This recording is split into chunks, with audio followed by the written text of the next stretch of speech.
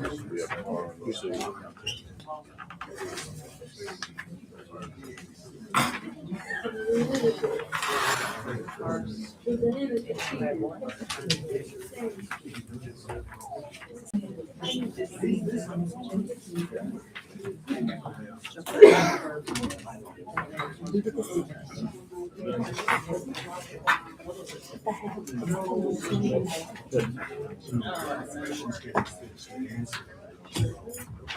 you sponsored today? Oh, Sprite's right. Yeah, I've got 6 o'clock. We'll go ahead and call the meeting to order. This is a special meeting of the Attica City Council, 2/16 of 26. We've got 3 items on the agenda tonight. Number one, the reason for the meeting was originally the Shepherd's Landing bond issue. We'll talk about that first. We have unfinished business that was tabled from the February 9th meeting for the Paws and Claws proposal and the old pool area to Attica Rec, Inc. We'll go ahead and call the meeting to order. Would the clerk please call roll? Mayor Grant, Present. Mrs. Carnahan, present. Mr. Moss, Present. Mr. Pointer, Present. Mr. Smith, Present. Mr. Roderick, Present. Attorney Bars, Present. Junior Counsel Eli French, Natalie Jean. I have an old one, don't I I? was gonna say, Yeah, you got I've got an old an one. Eli's here, but he's Eli, not. Eli, okay, I've got an old one. How in the world did this happen? Just Morgan. How about that? Thank you very much. Morgan Wood, Present. Lillian Irwin, Addison Hill, Adam Gerard, Mason Dixon. Thank you very much. Wow. Blew that. It's what happens when you recycle. All right. Our new business is the Shepherd's Landing bond issue, and just for everybody's information, we talked before the meeting here, and we're going to go ahead and swap the unfinished business around.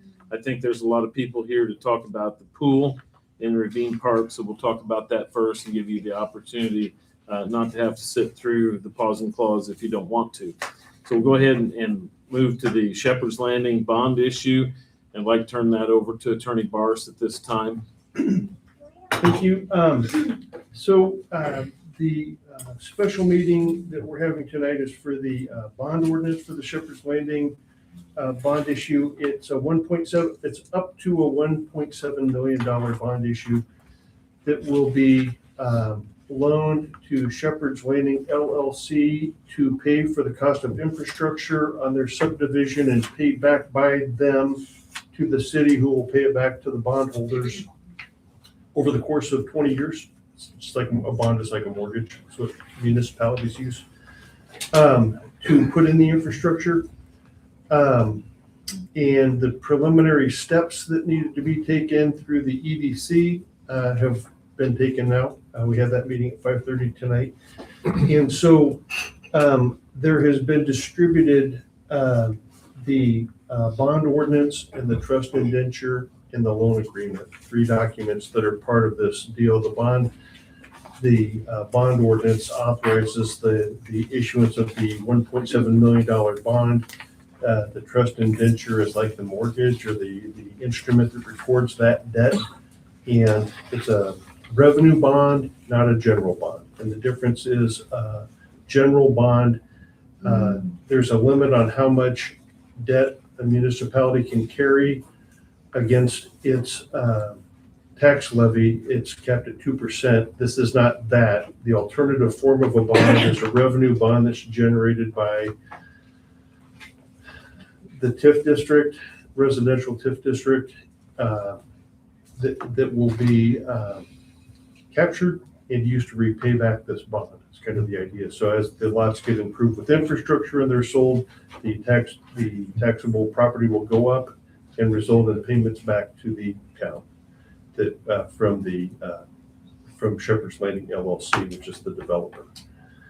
I don't know if I need to go into Shepherd's Landing and what that development is slated to amount to, but I can. Do you want a description of that or skip that? I'm aware of it myself. It'll be 3 phases, and it's roughly like roughly 30 houses per phase. We're going to do them in phases with green space and streets and retention pond on the south side of the city, west side of 41, where we've annexed them in already and made it a TIF district. So that's the project. The documents.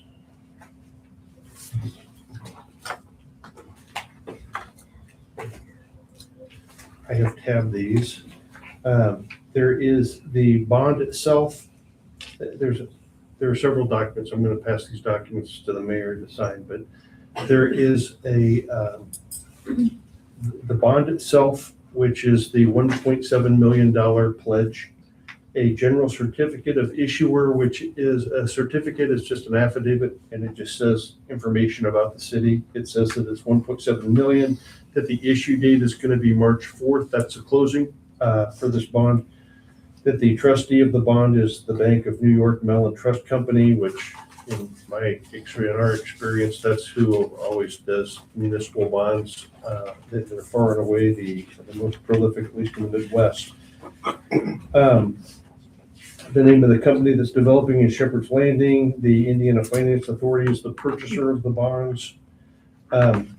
And we can fill in some of the information in this certificate, such as the ordinance number, because we did 2026, EDC did 2026-02-16A, so yours will be B.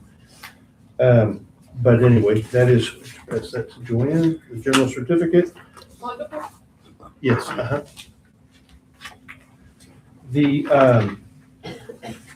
The note from Shepherd's Landing is the promise to pay it back, and they're going to sign that. And after their signature page, the mayor and the clerk treasurer endorse it, show that they've received it. And so that's the note to pay back the $1.7 million with interest. I don't know what the interest is. It'll be set on March 4th. That day, they'll literally see what the going rate is, and that's what it will be. The trust indenture, like I said, is like the mortgage. This doesn't need to be signed because I've already got the signature pages signed already, but I mean, we'll see what we're talking about. It says that the city is issuing a bond, and this is the mortgage that is recorded to show the world that we've got that debt obligation to pay. And it's been set up for editing, and that's in draft form. The signature pages I've already had you guys, you two sign are part of these, but you can have that for your records. The loan agreement is between Shepherd's Landing LLC and the city of Attica. That just covers exactly what I've just told you, other than the interest rate. This is also in draft form. This has also been signed by the mayor and the clerk treasurer before tonight, because we're trying to get this put together. Just the signatures, that hasn't been approved. So we're going to have a motion to approve these documents, and then Tom Pittman will get the green light to use the signature pages that he has. And I promised everybody that was pre-signing documents that nothing was going to get used until it was all passed. That's the note again, which was in final form when I passed it through the first time. Request for authentication and delivery of the bonds to the Bank of New York Mellon Trust Company. That just asks that they issue the bonds to be signed by the mayor and the clerk treasurer. And I think you've already signed that, but I'm going to have you sign that since it's not in draft form anymore. A certificate or an affidavit about the sale of bonds. It says it's for Joanne to sign, and it says she certifies that she was duly elected or appointed as the clerk treasurer. And she certifies that she sold one fully registered bond described in Exhibit A to the Indiana Finance Authority. So that's a March 4th document. You've already signed it, but go ahead and sign that again. And then the financial assistance agreement is between the Indiana Finance Authority and the city of Attica. They're buying these bonds to provide the $1.7 million for the infrastructure. This is making them aware that what the use of those proceeds are. They can buy those bonds and give the city a reduced rate. If the state is the purchaser of those bonds, rather than putting them out on the market, it'll be cheaper to pay back. And that's the final document. The last document is for the trust company to sign. But that's an agreement between Indiana Finance Authority and the city of Attica to use the bond funds for infrastructure on a residential development project. So you've got those documents. There needs to be a motion, I would say an individual motion to approve each one of those and pass and go through that pile of documents and approve them. And you can sign them later if you like. I've got most of the signatures I think already. that'd be prudent to. Judd, have we been given those documents to look at? Tom Pittman has provided drafts of those. I'm hearing what you're saying. though. That's You a haven't big seen it. stack of documents right there. Hand them down. Let everybody look at them. And the typical process is that this gets presented to the council, then the mayor and clerk would sign it, right? And that is still the process that it's getting presented to the council. They're going to sign it. I've told them the signature pages that they've signed are not going to be used until those documents are passed by the city council and not passed by. Understand, I want to do this. I think that this is a beautiful thing for the city. I really do. I think it's beautiful. It's going to affect the poverty rate immediately as soon as we break ground. I think it's wonderful. But, you know, we also have to do due diligence as well. I mean, because we're voting on this for the citizens. So that's a lot of documents. Yes. Well, we can start reading them and we'll adjourn this till next year this time. What's this? Those are the first three. Personally, and correct me if I'm wrong, but isn't this why we hire a city attorney? That's my And thoughts. bond counsel. I mean, I'm not a lawyer. I'm not gonna read every bit of that document. And I'm sorry, but that's just, We just had that conversation, though, that you're a resource and a guide and not the determinant. We He's are. not determining anything though. No, he's- that's what I'm saying, though. But that's why he's handing it to us. You're absolutely right. You have every right to read them, which we should if we can. Go ahead. But We'll wait. We're waiting for it. he's not telling you to pass anything. He's giving you, hey, this is what's handed down. It wasn't just him. We have the bond council as well. So that's all that is. Those documents are the printed version of what I just summarized the transaction to be, which I believe you're aware of what the transaction was. I am aware of the transaction, but I'm not aware of the details, okay, that's in those documents. Well, wait. And I'm not trying to be difficult here. I'm just saying that. but the more you're talking, the less you're reading. Let's go. Get done.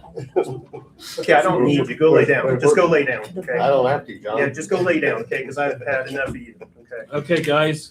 Johnny, Okay. are you satisfied with this? Because it really doesn't matter whether you are or not. We'll go ahead and take a vote on it. It would have been nice to read it, you know? Okay, I get your point. I So- want this for the city. I So absolutely would you want hand the this. documents back here and we'll go through them, we'll make a motion for each one. We can't sit here all night, I'm sorry, John. We've been talking all along though, correct? We have. Yeah. We have This been this shouldn't be yeah. a surprise to anyone on this council. Does And I anybody have realize any that you want to I make sure don't have that any you've questions. dotted all the i's and crossed all the t's and make it look good for everybody out here. But at the end of the day, we have business that we have to take care of, and we can't continue dragging everything out for hours and hours just because you're not satisfied, okay? I'll tell you, that's been there for like 3 minutes, okay? 3 minutes, You've Larry. had access to this, and you know what this project is. So we'll go ahead and move on. Residential Housing Infrastructure Financial Assistance Agreement.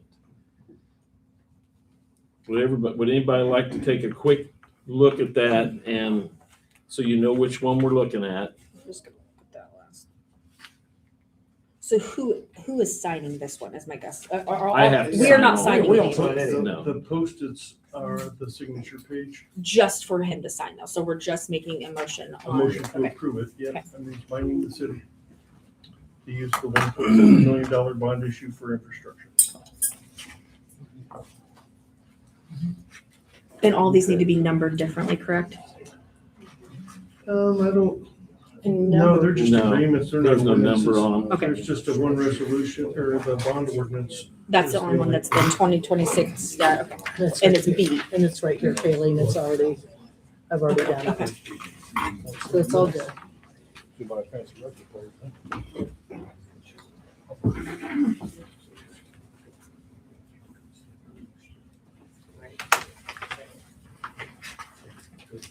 This one's for that.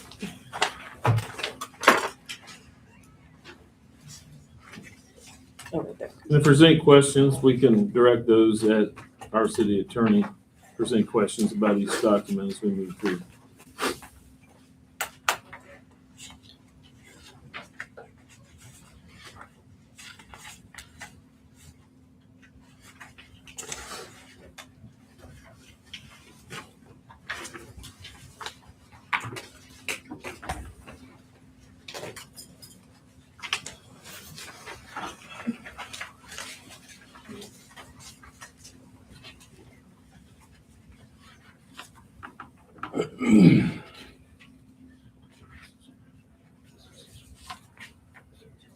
Do you have any idea what the interest rate would be close to, I guess? I'm guessing around They can pass that back. Well, the thing is, Nate, is this is not a loan. Yeah, It's it's not. not our loan. Oh, We're not We don't repaying care any. really. right. We are So just, do we have a motion to accept this document as written? I'll make a motion, we accept the document as written. Have a motion, we have a second. I'll second it. Have a motion, a second. All in favor, say aye. Aye. All not in favor, signify. Okay. Okay, go ahead. what does it say, Nathan, is this is not the city's loan. We're just a pass-through agent to get a better rate for the developer. Gotcha. So we're not financially obligated in any way for this. Request for authentication and delivery of bonds through the Mellon Bank.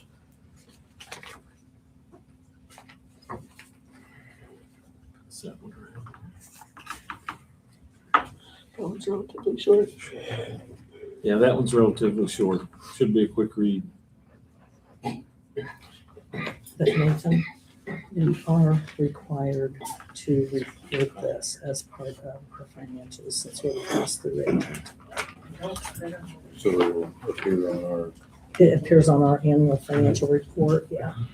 of what the running. So basically, I get to oversee, Yeah, something else. yeah, that's all Dream come right. true. Get this with another bond though, because I remember the bond bank, but I don't remember. what That it was different, but that was, because that was ours.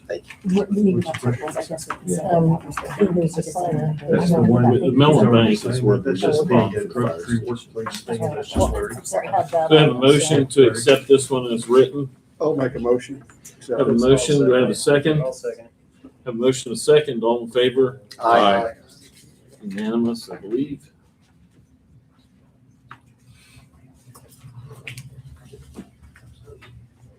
There's that one. Next one is relatively short as well. This is the value of the property taxable note series.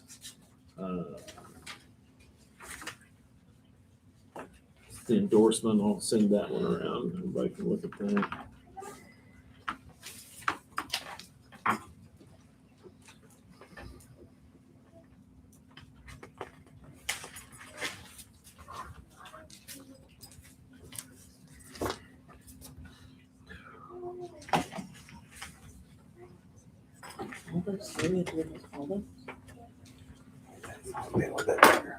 This meeting Just should the not ones have here. been all of these topics, it should have just been this. What my idea? Judd, this is the actual note here. That is the, does it say, read the title to me? It says Shepherd's Landing LLC taxable note. Yes. Okay. Yes, and it's in that format because I think I know they don't have the interest rate in it. Because I don't think the interest rate's been determined yet. That's why it's in draft. Everything that needs an interest rate in, it's in a draft form. Which includes a 62-page bond ordinance, or trust indenture. The only ones that we have to sign are the ones here in front of No. this version signed. We didn't have to do anything. I don't know if you need to, I don't know if you approve, because I'm assuming you do. It is the same document. Oh, that's what you've already got? Yeah. Oh, are they? Oh, my bad. Don't make it worse than it is. I'm sorry, that was my fault. Where's this one? I didn't think they were different. That's judge. I'm pretty sure. No, I was gonna say, just make sure you put the ordinance number on it. On that one? No, on the duplicate. But if those are duplicates, it needs to come up then.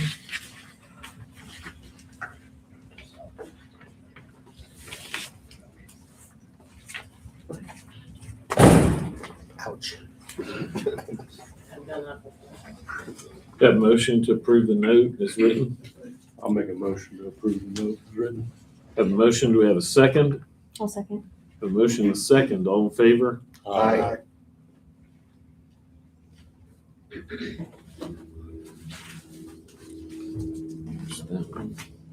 Next one is the incumbency certificate for the bond. Go ahead and pass that one around as well. That one's pretty simple. That names the office holders that are signing. It's just an affidavit that they're the office holders, Is that the same one? the mayor and the clerk treasurer. No, one's trust and indenture and the other one's a loan agreement. We killed a lot of trees over this one. Somebody did. Yeah, you're looking at a quarter of it. Crazy. What did it do? How big was There's a lot of trees out there. What do you guys do with all those trees that you're cutting down? Recycle. Hey, post it for free wood, because we'll pick it up. I'm sure there's others in here. Free firewood, I take it. Let it dry out.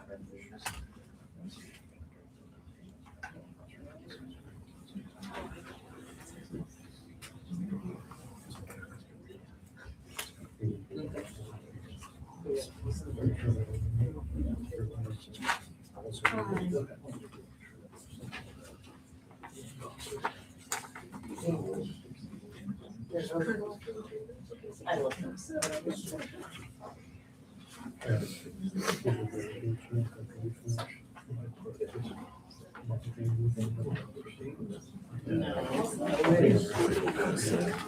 Next one coming around is the loan agreement. We'll go ahead and try to get moving here a little bit quicker. Do we have a motion to pass the incumbency certificate as written? I'll make a motion. Have a motion for the incumbency certificate. Do we have a second? No, second. Motion and a second. All in favor? Aye.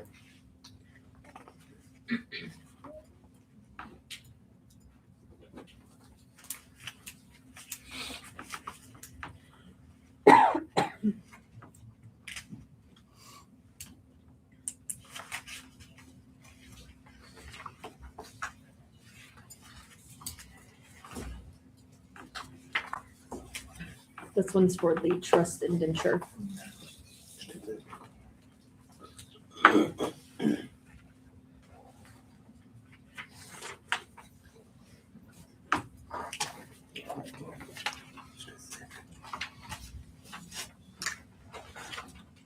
Did I miss one? Yep.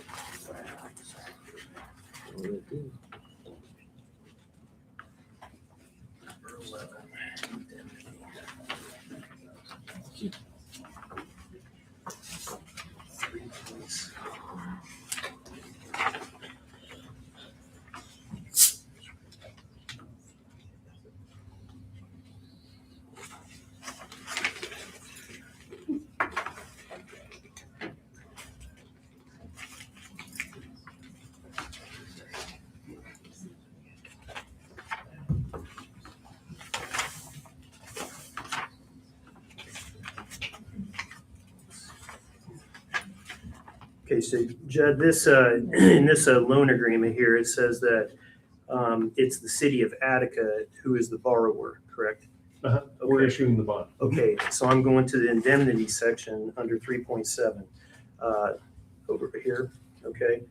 And it says the borrower will pay, protect, and indemnify and save the issuer, the redevelopment commission, trustee officers, directors, agents, employees harmless. Okay.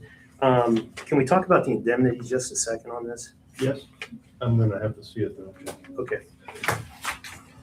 Because this is where it's all, the whole bag of tricks right here, probably.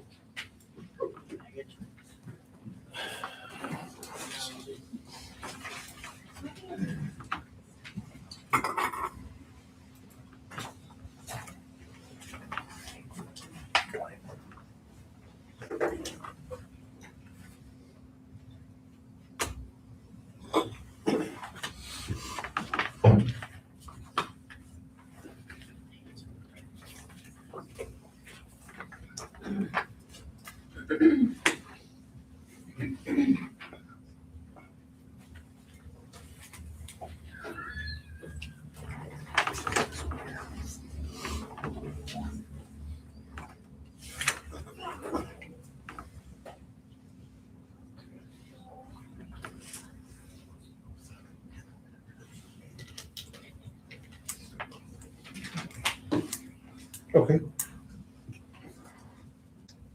I've got it. Okay. So my understanding on this is that the borrower was, well, I know that we're a pass-through, the city's a pass-through, but, we have to make this happen for the Shepherd's Landing, okay? Now, it was my understanding that Harrison's were the backers of this, and they were accepting all the risk on this. Is that correct? That's true. And let me go back to something you said. On the bond, the city is we're getting the money and turning it over to them. This loan agreement, Shepherd's Landing LLC is the borrower, and they're indemnifying us. Okay. And you show what I'm looking at, so you agree. I want you to agree. I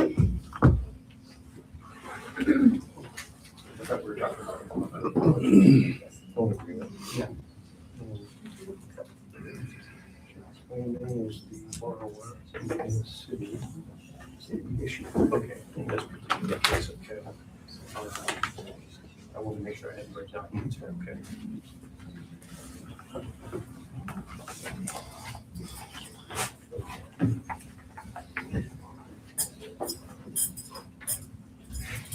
Okay. Thanks. This one. Okay, so this is. So do we have a motion to accept the loan agreement as written? I'll make a motion to accept it. Have a motion, do we have a second? I'll second. Have a motion, a second, all in favor? Aye. Unanimous.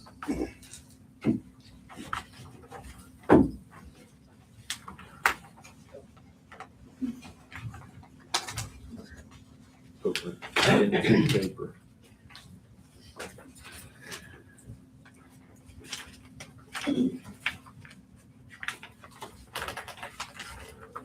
Waiting for the last one to come in. And we don't have to do it. No, this one. Where's the? Do you need to make sure? Are we sure?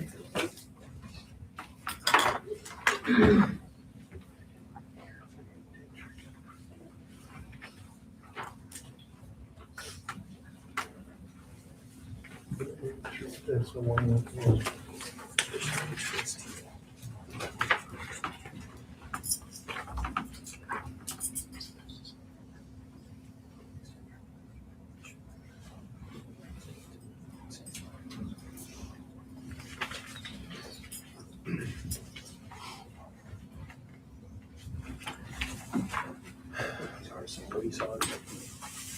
Pass that down. This was for the trust indenture between City of Attica and the Bank of New York Mellon Bank. Is there a motion to accept this one as written? I make a motion to accept it as written. Have a motion, do we have a second? I'll second. Motion is second, all in favor? Aye. Motion carries.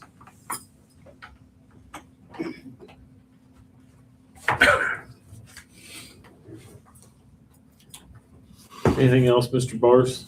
Did you have the bond ordinance? I didn't hear a motion on the bond ordinance. Is that in this other? That's the, There's another one there. There's one in the middle. Are we missing one? What's this one in the middle?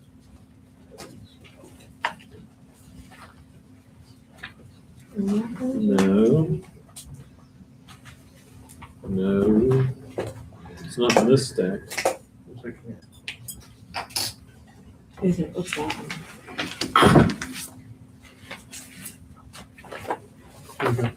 there's another copy.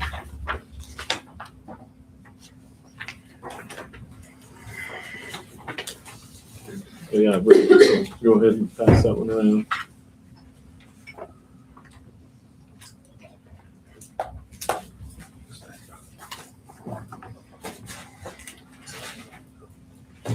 Okay, I actually looked at that. That's this one. That's one you printed off right here. That's the document you get have.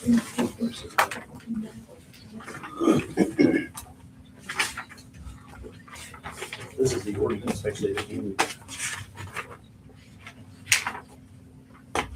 Okay, I'll make a motion, we approve ordinance number 2026-0216B as written. I'll second that. Have a motion and a second to accept the bond ordinance. All in favor? Aye. That's a document we did have. Yeah, you did have that one. I'd seen that one before.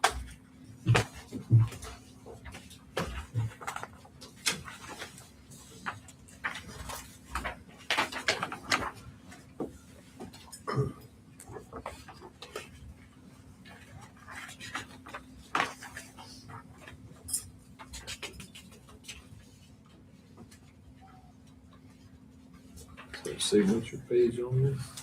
You know, Judd, if I say something, okay, like when we have these big document packages, okay, and I know that this is a wonderful thing for Attica, and that's the reason why I'm going along with it, okay, because this is wonderful.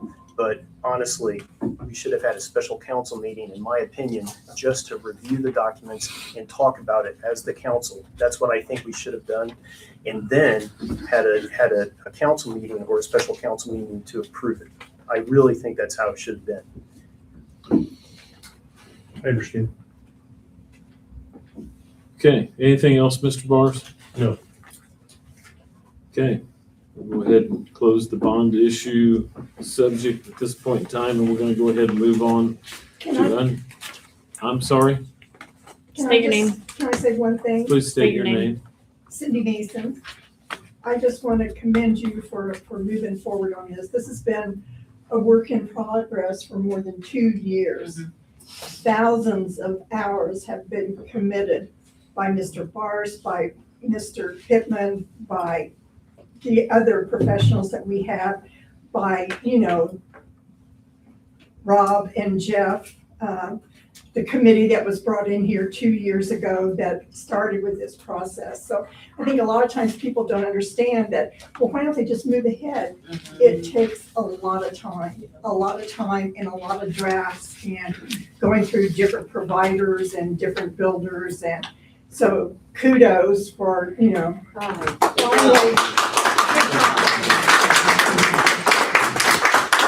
Good job. Okay, we're gonna, as I mentioned a little while ago, we're gonna switch around our unfinished business. I think maybe a lot of you are here for the pool and Ravine Park, deeding that over to Attica Recreation, Inc. At this time, I would like to turn the floor over to whoever's gonna represent Attica Rec and maybe kind of outline the plan, so the council is aware of what's going on with the pool and that situation in the park. Is it okay if I stand here so everybody can Absolutely. hear? Please state your name. Okay, hi, I'm Dr. Mary Barraza, everybody. It's nice to be here. I think I would last stood in front of city council as like a 15-year-old in 4-H. So it's great to be here representing Attica Recreation Incorporated. We are a new nonprofit in town. Like I said, I'm born and raised here. I'm currently working as a family physician at Harrison Steel Weed Care Clinic. So this town means a lot to me. And I just piggyback on Cindy, we are making a lot of progress in this town. 2 new playgrounds with Park Board, 1 coming with the Softball and Baseball Association, the housing developments, the economic development in town, Attica Main Street, and then the Heritage Festival is as big as ever. So I think I just want to uplift this room first off before we go into some of the new change. Change is sometimes scary, but just look at all the change that's happening in this town and how exciting that is. So just first off, let's take a moment to really be excited about that, okay? All right, now moving on to the agenda of tonight. Like Mayor said, our goal tonight for Attica Rec is to lay out a broad 10-year plan for City Council with our intentions for how we plan to use those 4 acres of the Ravine Park that's listed in the contract. Additionally, we would like to provide a more specific 4 to 5 year plan, strategic plan that we have developed for you to read. And I think Denise passed out those strategic plans for you. But going with the brochure first that we have given you, we introduced to you the history of why our board formed in the first place, our 10-year plan, our grants we have been researching, our services to the community that we're already starting on and ones that we plan to continue, and ways to donate. But to summarize for the community too here, Attica Rec Inc. was formed in November of 2024, so we're a little over a year old, with the mission statement of the following: to enhance the quality of life and wellness of Attica and surrounding communities through the facilitation of recreational infrastructure, education, and activities. So if you break that down, it's really to enhance the quality of life and wellness through recreation. I want to emphasize early on tonight that while our goal is to form a city pool again for Attica, we are not the Attica Pool Board. So I do want to be clear on that. The cry for the pool, and that's what we put in the brochure, is what made us get started, because we were so passionate about the pride of Attica and what a pool would look like for us. But we are also passionate about just in general, the activities, providing the activities for youth and adults to participate that will improve their health and well-being. Because remember, we're dedicated to the health and wellness of Attica, okay, through recreation. You will see in our 10-year plan that the pool is a multi-million-dollar project to build successfully and one that's different than other communities around us, right? But also provide that financial investment to ensure it operationally runs for years to come. So every year we have to make sure we have that money coming in to run it. We don't want to just build it and not be able to run it. So I want to reiterate this. The pool is a multi-million-dollar project. That kind of money is strategic. It will take partnerships, perhaps the one with the YMCA that we're actively fostering right now. It will involve federal grant money, not just local, but federal, and outside money, people from not even this town, that will demand, those kind of people demand that our town shows full investment, okay? Full city, town investment in a well-run nonprofit organization. So a lot of this year has been making sure we cross those T's and dotted those I's as our nonprofit. But our board is on fire and we are very passionate. So we are not willing to wait 10 years to show only one product to this community. And therefore, our strategic plan over the next 5 years is where I want to draw your guys' attention to next. But before I do that, again, I want to look at the community. You guys all sacrificed your time to save the pool tonight. And so I don't want that to go unaddressed. We will not wait 10 years to provide pool opportunities for this town, okay? Part of our strategic plan over the next 5 years is to collaborate with the school, our local school, and our park board to find ways to utilize local pools around here. So the school, as you guys know, or some of you might have known, opened up their pool for the park program last summer. They plan to do that this year. And then they've actively talked with us on how we can get aquatic exercise classes there, lap swimming there, pool parties there. So we will have pool access in this town before 10 years. And that is still a very high goal of ours. There's also been conversations brainstormed through our group, through other groups in town, of potentially offering unique programs like day transportation to local pools, Williamsport included, Fowler, Kentland, Lafayette, they all have new pools, and we could be brainstorming ways to get access to that through our town.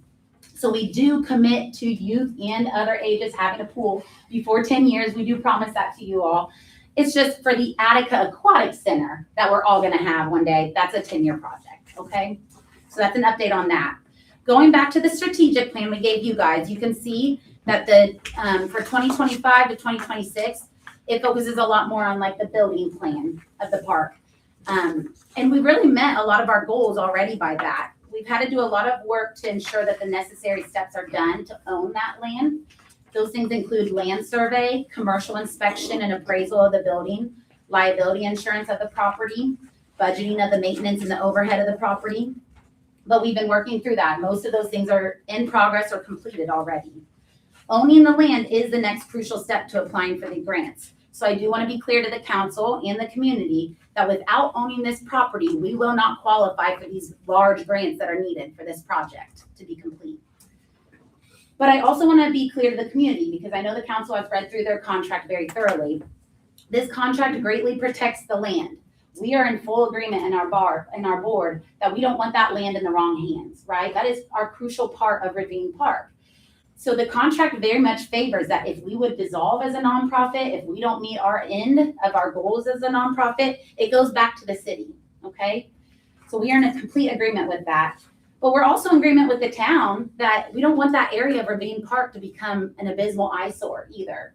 So this contract really is a win-win for both parties. You know, we get to, as our organization, revise that area, make the next step for our 10-year plan, and the city doesn't have to fund that, which is a pretty cool thing. Moving on, in terms of the next 3 years listed on our strategic plan, our first focus, like I said, is renovating that building. So that's to include bathrooms, a community multi-purpose room, and a concession/kitchen area with covered seating.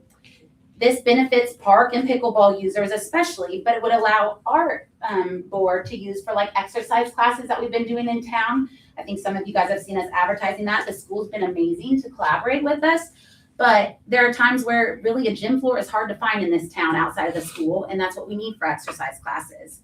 So it could be used for that. It could be used for renting for parties. Think of like the Lions Club but modernized, and Girl Scout meetings, birthday parties in the park. We want to use it as adult ed classroom setting. You know, we have a lot of services like that we could bring into the community for that. The kitchen, we are hoping to be used as soon as possible for a summer park program as they launch their goal for more meal programming for the parkies. And we also, another idea is to attract local chefs in the area to maybe offer a meal in the park once a week that you can buy. Again, all adding to our operational budget. So that's helping us in the long run as well. There are a number of grants we can apply for these kind of services and for the building renovation that will really cover the whole cost. But owning the land is key for that, okay?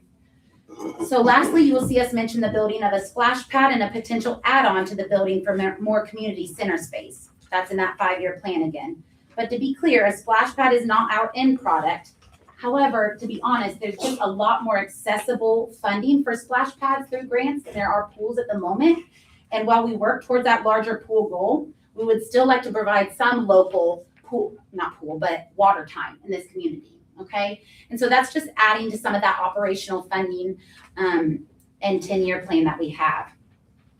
In terms of the community center space, I think you guys have heard us talk a little bit about our collaboration with the YMCA, and that continues to evolve. Initially, we really had strong feelings of adding on to the pool building itself so that could be our own form of like a wellness center. And that still might be the case, but we also understand that as we evolve these partnerships, we don't want to limit our space, right? And so that building could potentially be enlarged later on, or we might be partnering with the YMCA or whoever to form a larger community center in the future, okay? And we have more details on that. I did attach that 5-year plan on the community center, but that really deserves its own night. This is specifically for the pool building and in pool land tonight, if you don't mind. So to summarize, we are proud of what our board has been able to accomplish in only 1 year's time. We've created 500 followers that are aware of our mission, 3 weekly exercise classes this winter, 8 weeks of an adult softball league last summer and going to continue on this summer, 4 formal large fundraisers, all while getting the logistics tackled of being a nonprofit, which was way more details than I thought they were going to be, and working to obtain this property so we can move forward further. We ask for the council's support and the community support, and we thank you all for your time. All right. Thank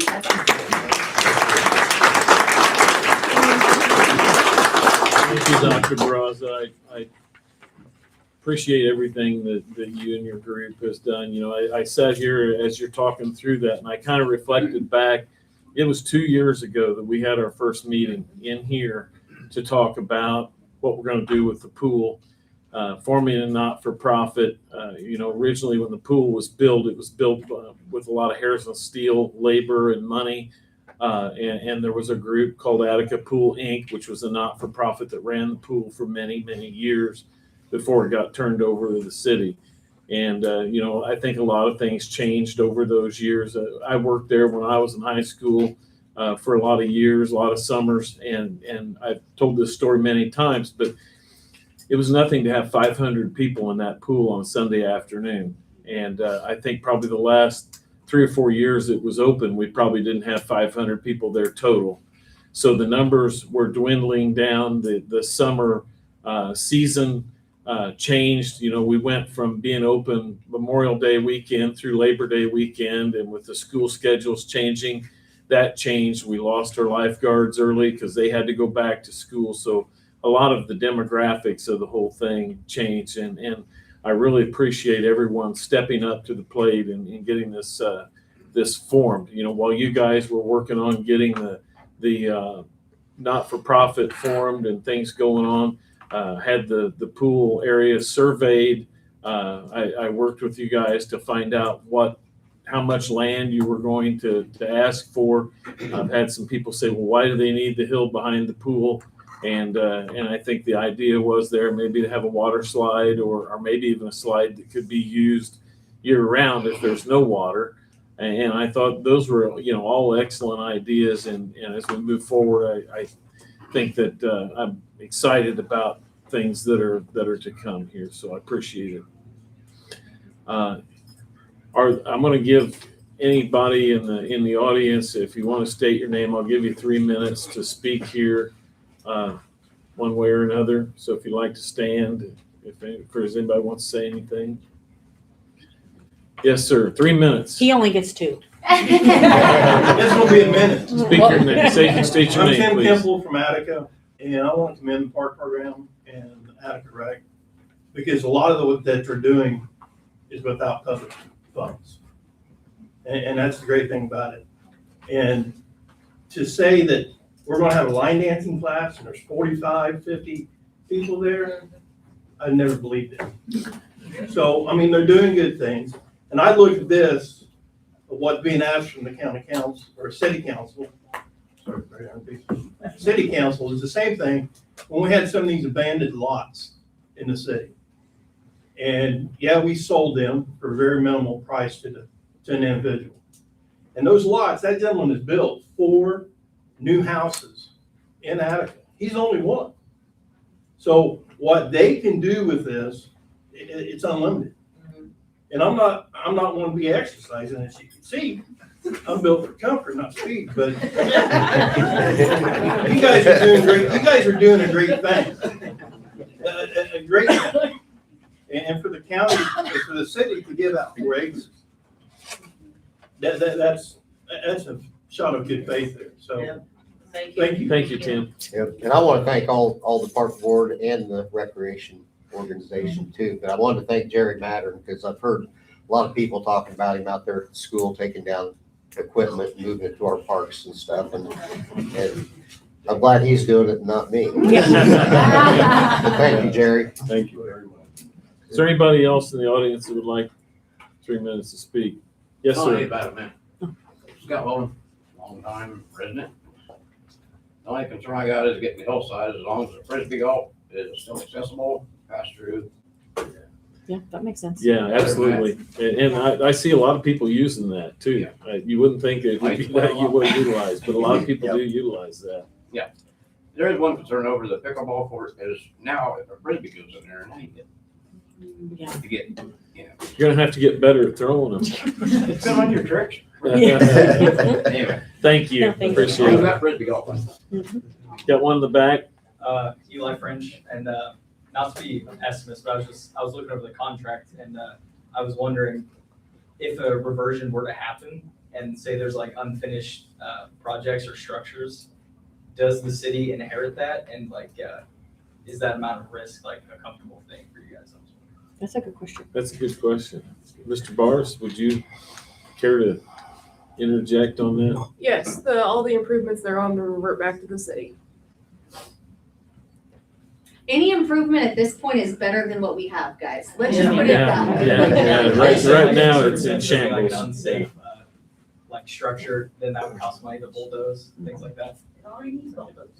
That is very, yeah, so Yes. as of right now, we've been out there, we've looked at it, as you know, you were on the board.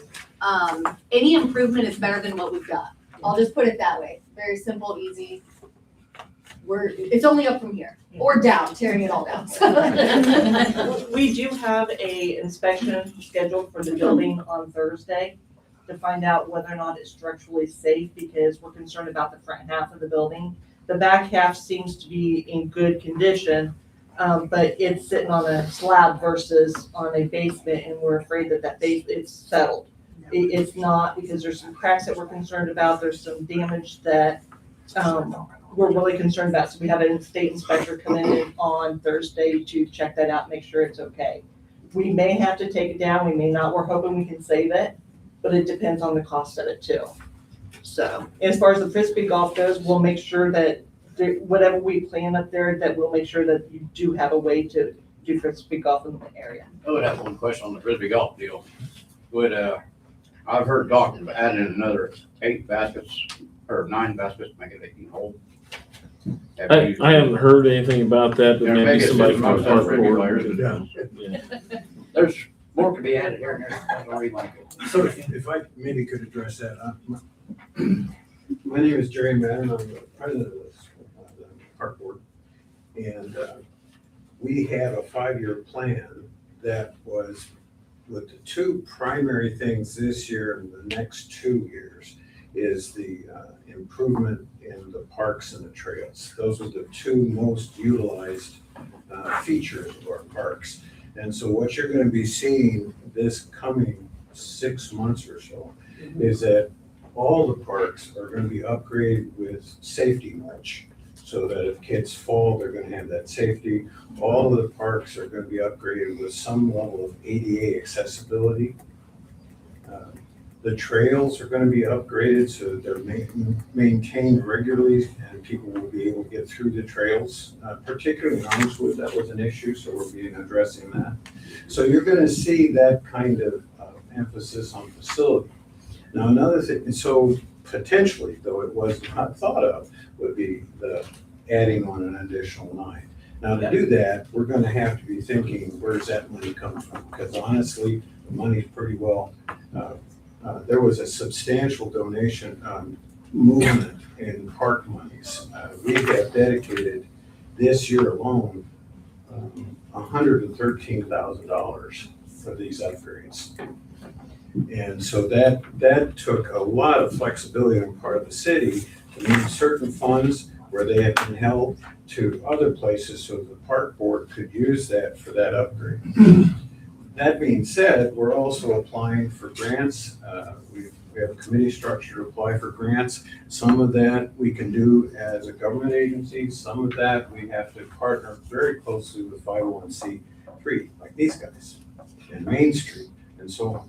So can I immediately say we're gonna do the 6 extra or 9 extra baskets? Well, no. But can I say that makes a whole lot of sense with what we're trying to do? Yes. Okay, so we'll see where that falls over the next 2 to 3 years. Other things that you can expect is that we did a survey a year ago and created a 5-year plan from that survey. And out of that survey, another high need was increase in services. Okay, so there's where the partnership happens with recreation. The park board might see itself largely supporting what Rec Inc. is trying to do to bring these services into town, whereas we're trying to be sure that facilities are up to grade and taken care of. But we would be supporting things like Mary made reference to the pool, using the pool at the high school. The high school has been very supportive of that. And one of the sticking points is, do we have enough lifeguards? So the pool representative and park board and the school all talked about, well, how can we recruit kids and pay for them to get lifeguarding? certificates. So that's underway. They'll be getting done in April, my understanding now. So now when you actually have those bodies, you have enough bodies to let more aquatic stuff happen at the high school and elsewhere. So it's these mixing ideas together that we're really, really trying to do. And that's what you can, I think, will be seeing. It's just like they've got a 10-year plan, we've got a 5-year plan. Different outfits are saying, here's how we want to work together. What are you doing? What's your contacts? Another good example was what happened. We were going to have a person come in and take a look at the pavilion because the foundation's kind of quite, how long is that going to stay there? And Denise said, well, we've got someone come from the state on the 19th. I bet you he could come over and take a look at your thing. Well, we were going to pay money for this, and he's going to do it for free. And so Denise called him, and sure enough, we got an engineer coming to take a look at the pavilion. It's those kinds of conversations that bear fruit, save money, and make people build on top of each other what they're doing. So I want to say that it's been a real pleasure for president to be a part of a very active and energetic board, and then seeing how many different people are jumping into making this happen, not just one little individual, but a whole bunch of folks working together. So I've said my piece. Very good. Thank you, Jerry. That was good. Thank you. Is there anyone else in the audience that would like to offer an opinion? I do have something small to say. Denise Robinson, president of Attica Recreation. When we got started with this 2 years ago with the initial meetings, everyone was saying that we can't do it because there's not enough time in the summer with the school year to do it. We are looking at other options, and we're looking at options where we can have it year round and have it an indoor outdoor option. So we are not closing off our mind as to what we want to have happen or what we want. We're reaching for the stars and hoping to get everything that we want. If we have to cut something here or there, that may happen, depending on funding. However, we are reaching for the stars, and we've got big plans for up there. So we're gonna bring it back to life. It's not a matter of if, it's a matter of when. I feel like everybody that's saying something, I feel like we should clap after every single one because it's so like inspiring. But I have to say, I feel like this for me, the information that you guys handed to us, I had like a couple questions, not anything that was like groundbreaking, but I feel like you answered my questions and you went above and beyond even maybe if I had a concern, what I had. And I just feel like I feel very well thought out. Yes. And I really, you kept my attention the entire time, which sometimes is hard to do. So. Well, if I might, I've got a couple of things I want to say. First of all, I'm going to vote yes, okay? I'm going to tell everybody that. But I would like to just have everybody listen, okay, to a couple of things that I have in mind, and also the council. This is a startup, okay? So let's not forget that. And most startup businesses fail within 2 years, okay? And I think it's incredibly important that you guys receive funding. And I think that first of all, I believe that the city should not only give you the land, but I think that a part of your 5-year plan, we should give you $10,000 a year to go along with that. And the reason I think that we should do that is because we need this as a city, and this will help substantially with our poverty rate. It will attract young families here, and it goes hand in hand with exactly what we did earlier tonight. And so this is kind of more to the council, is that I think that we need to go look at the casino fund, or we need to go look at one of the other funds and try to see if there's a way that, and I also believe there's more work that needs to be done on the business plan with this in mind, okay? That if we can find a way to give you money and also I'm more interested in the nuts and bolts of the pool and the property, and all these other things, okay, are beautiful and wonderful, and go for it. I mean, that's the fun part in a startup is coming up with all these great ideas. But from my perspective up here on the council, this is a nuts and bolts thing. We have got to set you up to be successful.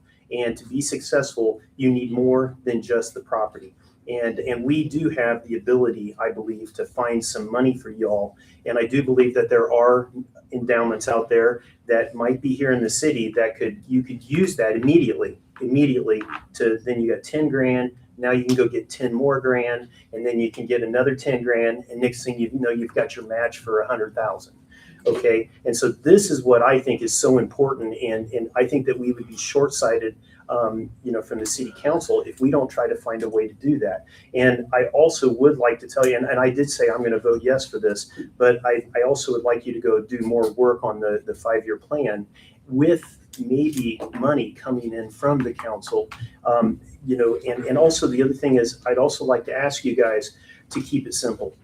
In your plan, sort out the YMCA, because I think the YMCA at this moment is a distraction to get this deal done. But all the things you're doing are wonderful. But again, we're interested in just the pool and the park property. And how are y'all gonna really nuts and bolts get that done? And you can really focus in on that. I mean, you can really focus in if we do this. Okay, so now this is a little wild, my idea, but I really want the council to consider this.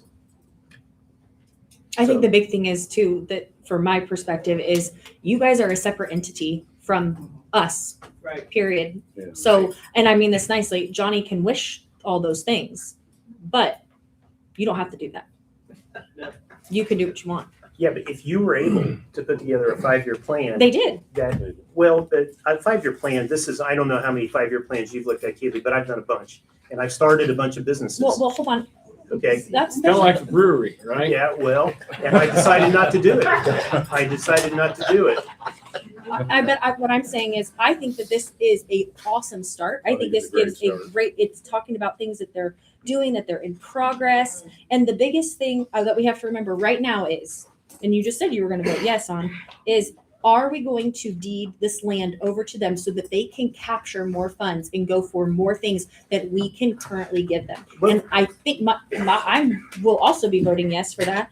What about giving them $10,000? I'm not opposed to anything I don't like know that, one thing but at I a don't know where it time. comes from, because I that's the wouldn't be biggest thing. opposed Yeah. to help them out I want to give them $100,000. But I got a bag of money. Yeah. If we can budget it in somewhere, Being part of the budget process would be nice. But they're not, but they're a One topic nonprofit at a and they're not time. anything to do with city council. They're not Yeah, to one do with topic at a that. time. That's why we did it separately. That's why If it they, goes through the park board. Yeah, but though, it or could be, something, but it can be. We are I mean, it not could part be of the park. I know, board, but I and we're not said part of it could be our a- own This could be a entity. part of a Hey, 5-year. I need to get order up here. Sorry.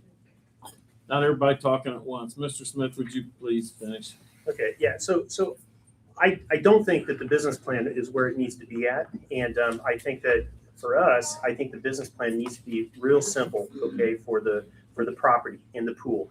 And how are you going to get that up and operational? These other things like the YMCA, I know that all those things, in my mind, it's a distraction from being successful with the pool, okay? And having a 5-year business plan, startup plan for the pool specifically would make me really excited.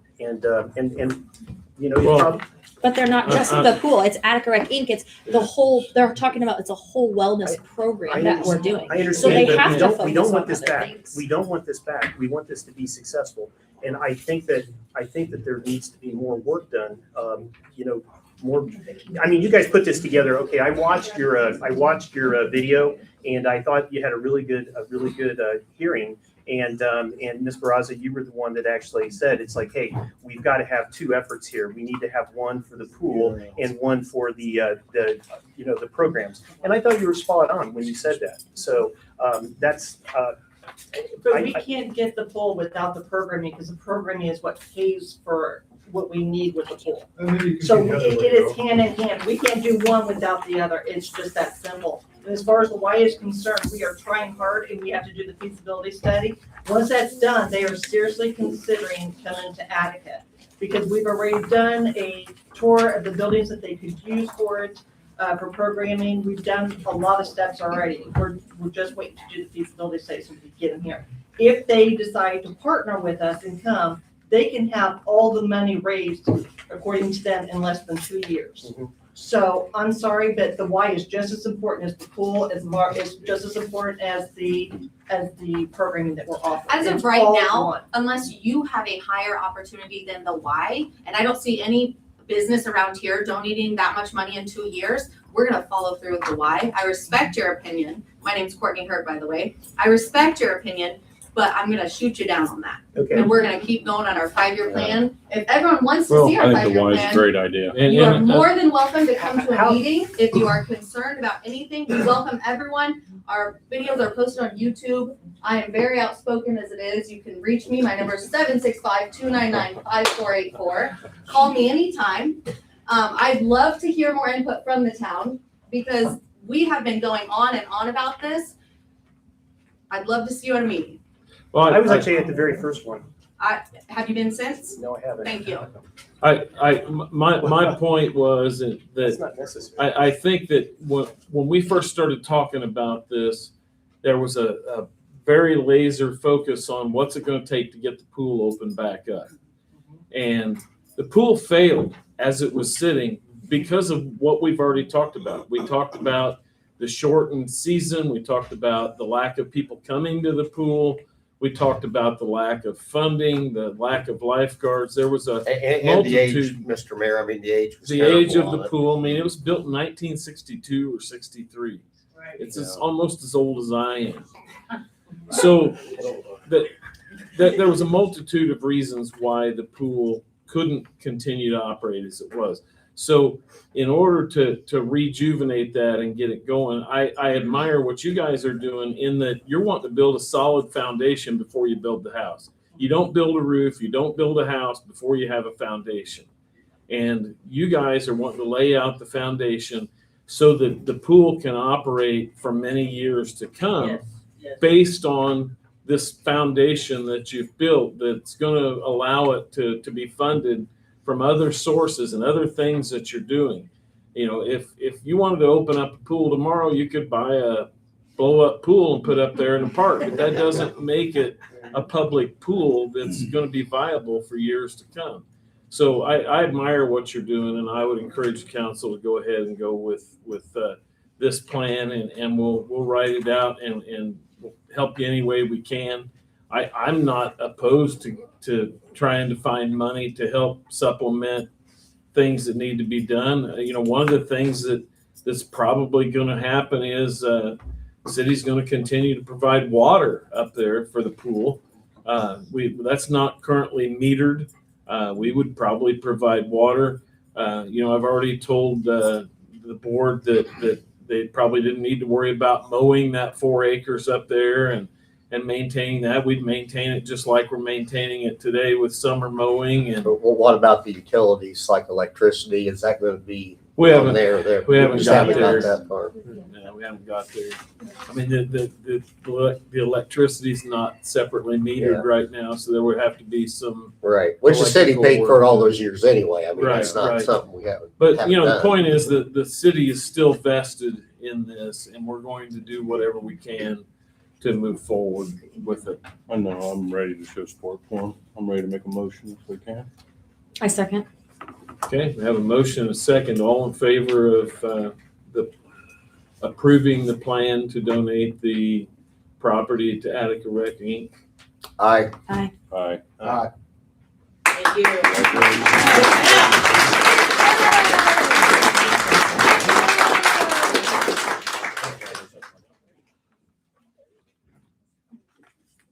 So, just to make sure we're all on board. They have an inspection period. That's part of the contract. They're allowed to go and do like their inspections on Thursday. If they want to walk away during that 60-day inspection period where they're like, we can't put a pool here for whatever reason, they're allowed to back out of the contract. So I would assume that the inspections probably will be done Thursday, but if you want to do anything else, when they are ready within that 60-day period, they'll let us know, and then the city will sign the deed over to them.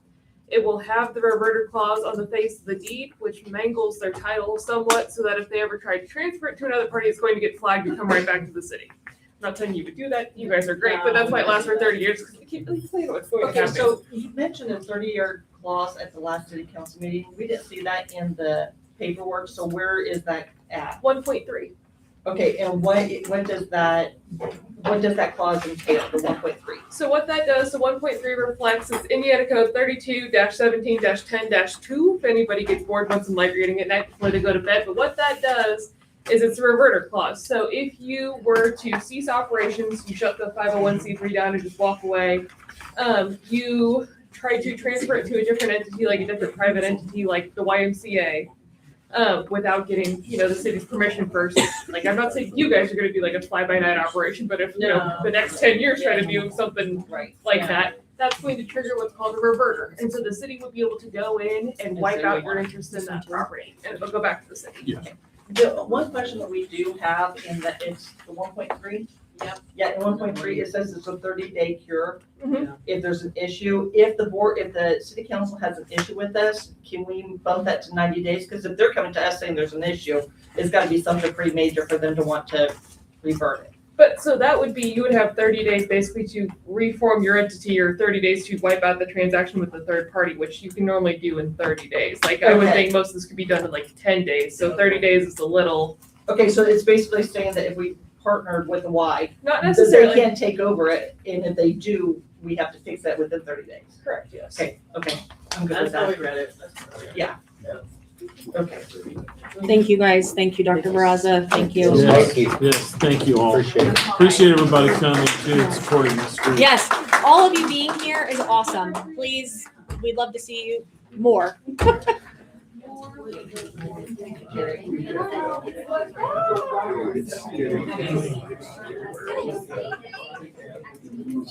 Give everybody just a minute here to exit before we pick up the next order of business.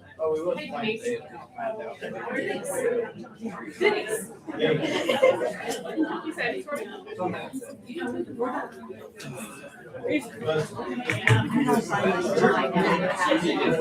that would be, this is the deed that should start. That's not the deed, that just starts the process, it doesn't the intent transfer. Okay, everybody, we still have business to conduct here, so appreciate everybody coming. We'll go ahead and move on to Paws and Claws proposal for 2026. This was also tabled from our February 9th meeting. In all transparency, before we get into any more discussion, I did meet with county officials this week. It does not sound like the county is currently pursuing a contract with Paws and Claws. They have offered for the police quarantine type situations to partner with the city of Attica to house those animals at our old dog pound.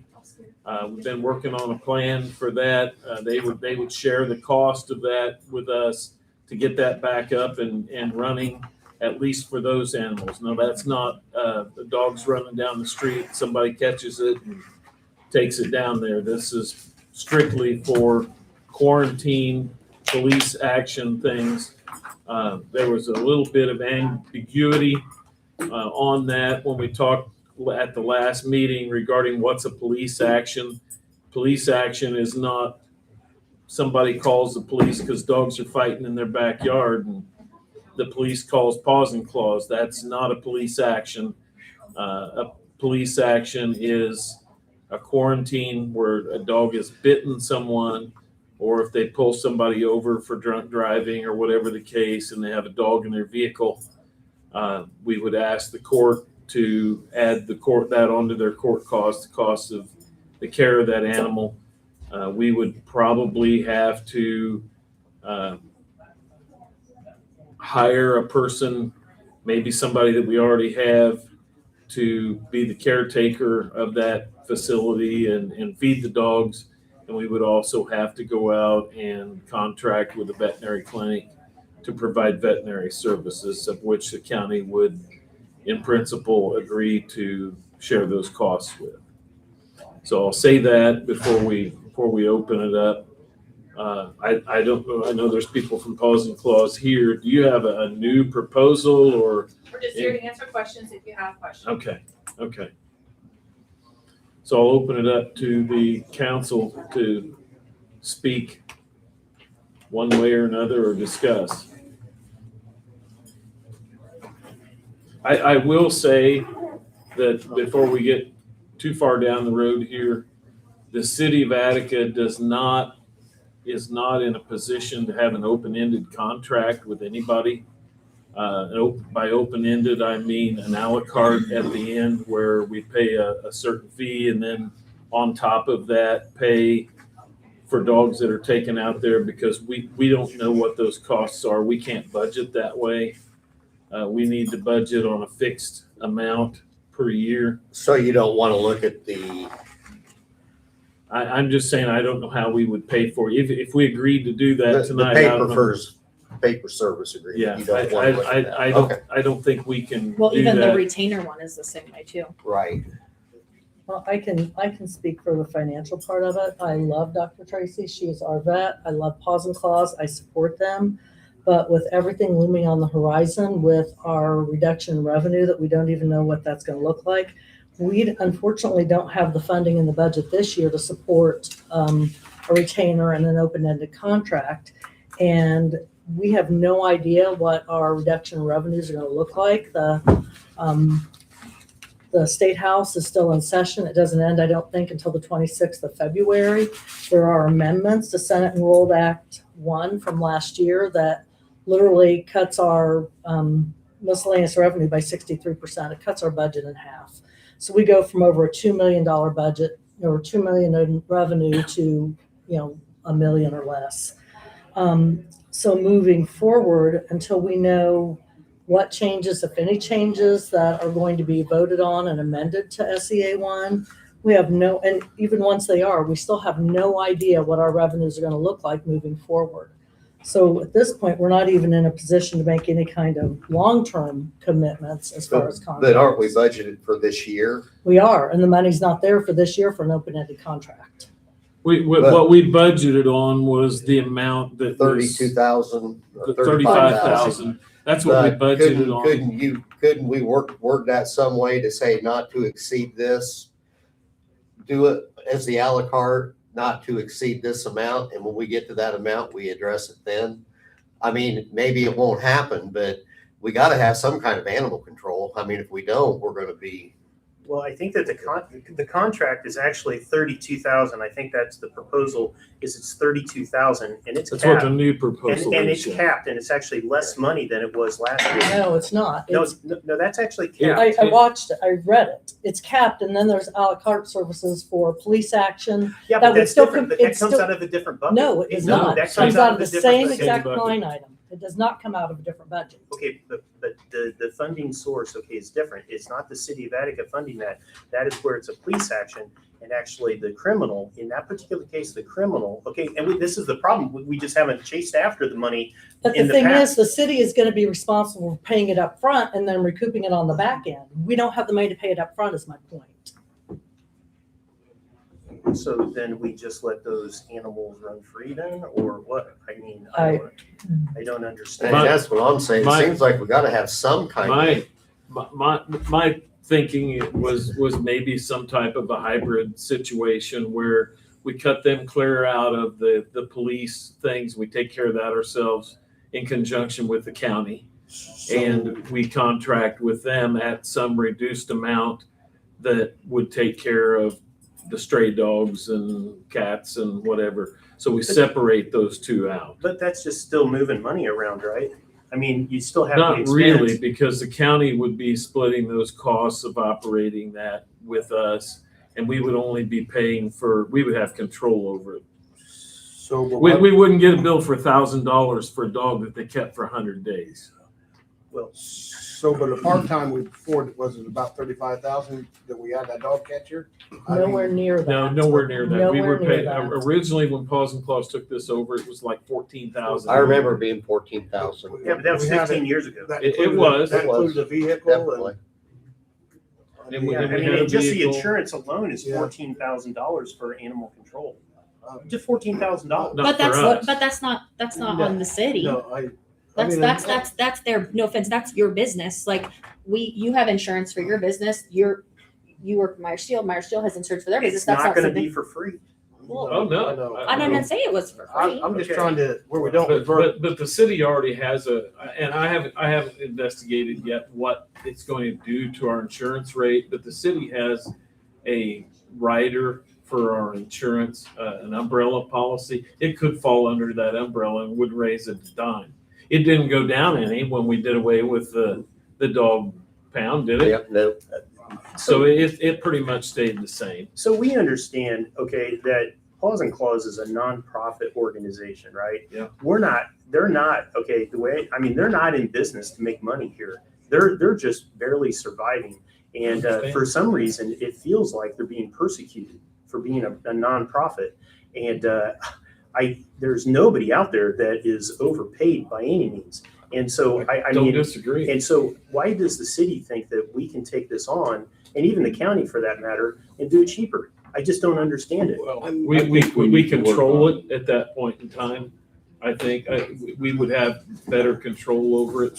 We would know the dogs that are down there. We would know how long. We would know if they need to go to a vet. We'd know what the vet bills are. But what's the difference? I mean, we had a contract that, and all that information was available, just nobody asked for it. And we did ask for it many times, And we gave it to you. We I- gave you all the information. So did you ever give us I guess what's really sticking in my craw and probably the county's craw, I can't speak for them, was this, oh, and by the way, you owe us this for back pay for these animals that we took care of 4 years ago. I got a bill from Paws and Claws that said, here's your quarterly bill and you need to pay it. And I signed off and we paid it. I thought we were paid. And then all of a sudden, when we start negotiating, oh, and by the way, there's money back here 4 years that you may or may not owe us.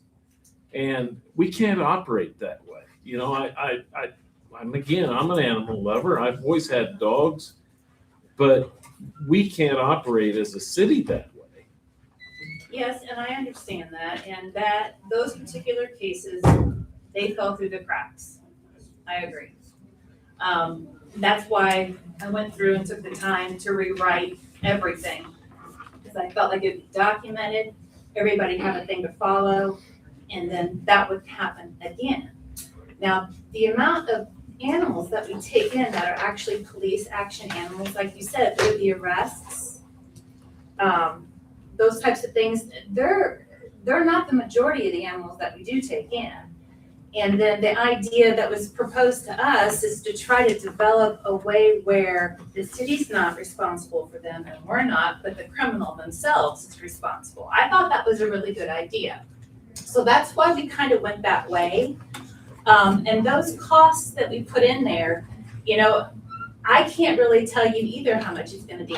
It could be $1,000 this year. I don't know. It could be $10,000 this year. It depends on how many people they arrest. I can't narrow that either. So that's kind of difficult for us to do too. So that's why I thought if we put it on somebody else's, the person who's actually causing the problem. And I agree with that wholeheartedly, but I go back to what the clerk says, that we're still responsible for that until the court decides to reimburse us for that. Yeah. And we don't have the funds available to float that until we get reimbursed from the court, if we get reimbursed. Well, but we haven't even talked about how we're gonna recover. What's the process of recovering? We don't know if it's gonna be 30 days, it's gonna be 10 days, or it's gonna be upfront. There hasn't even been a conversation about that. And the county hasn't even had a conversation about it. And the county's filled that kennel out there with their dogs. The city of Attica doesn't have any dogs out there. A question on recovering expenses from a police action animal? Yeah. It would go all the way through the court case and at final docs and fees through the county court, and the judge would decide whether they're liable for those fees. It will get extended out all the way until the conclusion of. I don't know. We haven't had that conversation. I'm telling you, I mean, that's Yeah, where we go. contacted the prosecuting attorney. I had a conversation with the sheriff and all of those fees and things like that are all when judgment occurs through a criminal case, and that's at the very end. So I And then you mean, have to, then they depending actually on- have to pay them. Depending on when that is, that could be in this budget year, it could be in next budget year, it could be 2 years. You know, the court would have to come down and make it a judgment for those fees assessed. Well, at least we're recovering them I though. mean, I We're would think that recovering we them. would Right. recover at least some of them. But like how, but here's the thing, you're right, we would, but Maybe, that's the thing is, maybe. they have to pay them. So they might get garnished wages, maybe, but maybe they work for somebody that doesn't do that. So how are they gonna pay it? There are things that are on court docs that sit there for years, Or they sometimes die. 10 years. And Or then they, don't pay or it back. they, yeah, Listen, but the Which thing happens is, a lot. yeah. these people are still going to come into this city. They're going to get in trouble. They're going to be police action animals. It's going to happen. Okay, so we can't pull the blinds down and say, hey, no, this isn't going to happen. And I think that they have a good option out there. It's tried and true. They needed to improve their back office operation clearly, and there's been a lot of hard work that's went into a coherent contract. And actually, even they're willing to change their billing cycles to where it's 30 days instead of quarterly. I thought quarterly was crazy that they were billing that, and because the information wasn't exchanging, it wasn't going from one person to the other. But I will say that there was a council member that was on the board out there during these contracts, not the 2025, but they were out there and they were on the board. And so honestly, if that council member was not providing, or the council wasn't asking that council member to provide that information, I don't know. I mean, there's a direct conduit right to the heart of the matter. Well, that particular, I believe, now I could be wrong, but I believe that particular contract that we signed with that one was the 3-year contract. So that was something that was set up. We signed it. We felt good. We felt good about it. Obviously, it was signed. We unanimously agreed. But that wasn't something that was brought up then for 3 more years because it was, it was taken care of. It was paid. It was done. So in my opinion, you are absolutely welcome to feel that way. But in my opinion, my thought is, hey, we've got the contract. You've got your money. Thank you for taking care of us for those 3 years. That's my thought. Generally, that's how it worked. But there was that component that never got dealt with, and that was the police action animals. Okay? Well, and I agree. You're not wrong. And it's still but an issue right now today. It's still an issue. And we could take care of those ourselves. I think But- you're gonna find out there's a lot more to it than just putting them in a kennel I- and throwing food at them every day. I want to go back to, we got them out of town for a reason, and everybody was complaining that they were in town, so we're gonna have that Oh, same I- issue back up I again. agree I'm with just that. saying that, right? I mean, so we're gonna be down there barking dogs and people are gonna be complaining. we I still heard them got- at my house Yeah. blocks away. You I mean- have aggressive dogs that could really hurt people too, And- and you need to have people who know how to handle those animals and the appropriate type of cages and runs for that. And I don't disagree. I think my other, just trying to gather all this information, I think another concern that I have is, I'm going to speak in very general things. The city of Attica is going to pay you $100 to cover this, whatever we set that for the contract. You're talking about, I believe in the last meeting you mentioned, hey, Benton County is calling you. Well, I have a concern with that because personally, my opinion, I do not feel that the city of Attica is being serviced properly right now. And please tell me what it is specifically that we're not servicing appropriately. 'Cause I still don't understand. I've had a couple citizens come to me that said that they've had cats and I'm not sorry. I won't even start with cats because I think we'll talk. So we'll take cats away. But we've had it.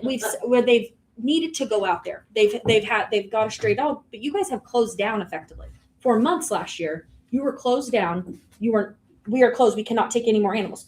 You're at capacity. Absolutely. There's a ton of different shelters that are also at capacity. Again, I don't know the answer. I don't know how to fix that. So I will say that. But that's an issue I have. But you're now wanting to take on Benton County. But what happens when there's no issues and you've already got us and now you've got Benton County, us, the county? How do we fix that? Also, now I will go back to the cats. The trapping, somebody just told me, they literally had trapped 2 cats, took them out there, and they were turned away.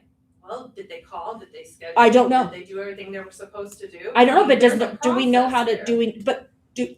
do the citizens of Attica know how to do that? Well, Because they've I done it believe for 3 years. I don't remember when we talked about this. Maybe it was last year, or maybe no, it's been since we've had the cat issue be brought up. I had specifically asked, is there something that I don't know. I don't know the proper procedure on how to trap a cat or any of that. I asked, could we make a flyer? Could we have something put out that we could put that on the Facebook pages, that we could somehow send out to people? We do the me trapping the cat thing. Yeah, like what you were saying, like what the procedure might be. Hey, Okay. if you've trapped a cat, because my thought is if I trap a cat, I am just going to take it out there because I don't know. We What do have to it do. on our Facebook page, That's but what I say, I you mean, should that's have beside the point, I guess. I mean, people need to call and at least ask what they need to do. They have to schedule, and that is on our Facebook page. I don't know if you want to make it on an Attica page or something. I'm sure we could do that, but that's an easy fix. That's an easy fix. But I do want to go back to taking in more animals. That's why we did the retainer versus the non-retainer, because if we have a community that wants to go ahead and pay the retainer, so we're gonna do an all-encompassing thing, a shelter, animal control, the whole deal, right? Those communities are gonna have priority. We're gonna make space for you. If the police call and they say, hey, we have got this aggressive dog and we need you to come get it, we're not gonna tell them we're at capacity, we're gonna take it. And we always have done that, by the way, too. All the emergencies, anything that the police have called, we have never turned them down, ever. The only folks that we've had to turn down are the ones that, hey, I'm moving to an apartment, I can't take my dog, can you take it? Well, no, we can't, because we're at capacity. And we have to reserve that space, especially for those police action dogs, because you gotta have someplace for them to go. Right. So You have to. we're dealing with so there's some legacy problems that have flowed into 2025 and 2026. Keep in mind, they weren't doing everything they were supposed to manage. They were doing a great job with the animals out there, but the county was dropping dogs in on them, in City of Attica to a lesser extent, and they just get filled up out there, and then they get busy, and maybe they didn't have all the oversight they needed to have in order to get those dogs out of there. Okay, if the mayor gets an invoice that says there's a dog that's been out here for 200 days, and oh, by the way, it's going to cost this much, the very first thing he's going to do when he gets into the office is he's going to make phone calls. Why is that dog there, right? And so what's happened, okay, and we've talked about this, and Ms. Broderick is well aware of it, is that there needs to be transparency and communication, and it needs to be more on a monthly basis instead of a quarterly.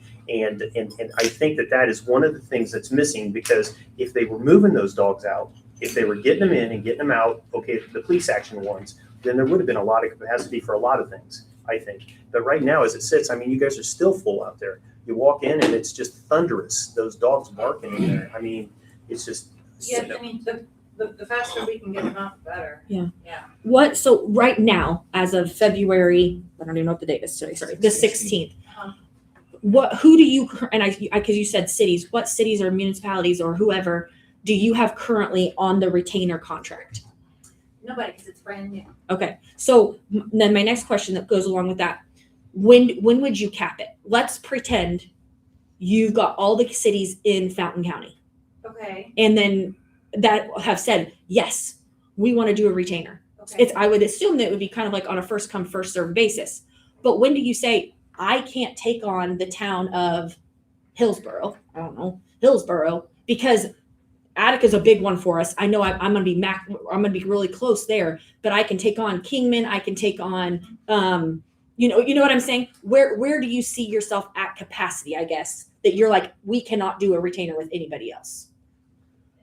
Depending on how many people decide to take that option? Yes, Is that what you're yes. talking Like, yeah, where Okay. would you cap that, I guess is what I'm saying. Well, I think primarily we were looking at Attica and Fountain County because that's where, most of the animals come from. The other smaller incorporated communities, we usually just do an emergency only basis for them. Mhm. So we kind of assume they'd probably go with that non-retainer option, only because they probably don't have the excess funds to do it either. So those So they would pay just for the emergency animals, the Got same thing that you guys would pay. Right. Except it would be no guarantee that we could take them. And Kaylee, you had a concern because you were saying it's like, well, here we have a full retainer, and then other communities are benefiting themselves because they're only paying one-offs and stuff. And that's, I urged Tracy to revamp that process, and she did. She actually sent letters out to the other communities and said, we've got to have equality across the Yeah, board. I think that seems fair. I think that's a fair thing for sure. And I took that to her, and she agreed with it. And so you said like the incorporated cities. So, and again, I'm going to pretend like I don't know anything. So would those be, so you've got Attica, that could be possibly a retainer option. Covington would possibly they could be a retainer option. Other than Attica and Covington, who else could possibly be under that retainer option? Anybody who's incorporated. Okay. Chief, did you have any input on this?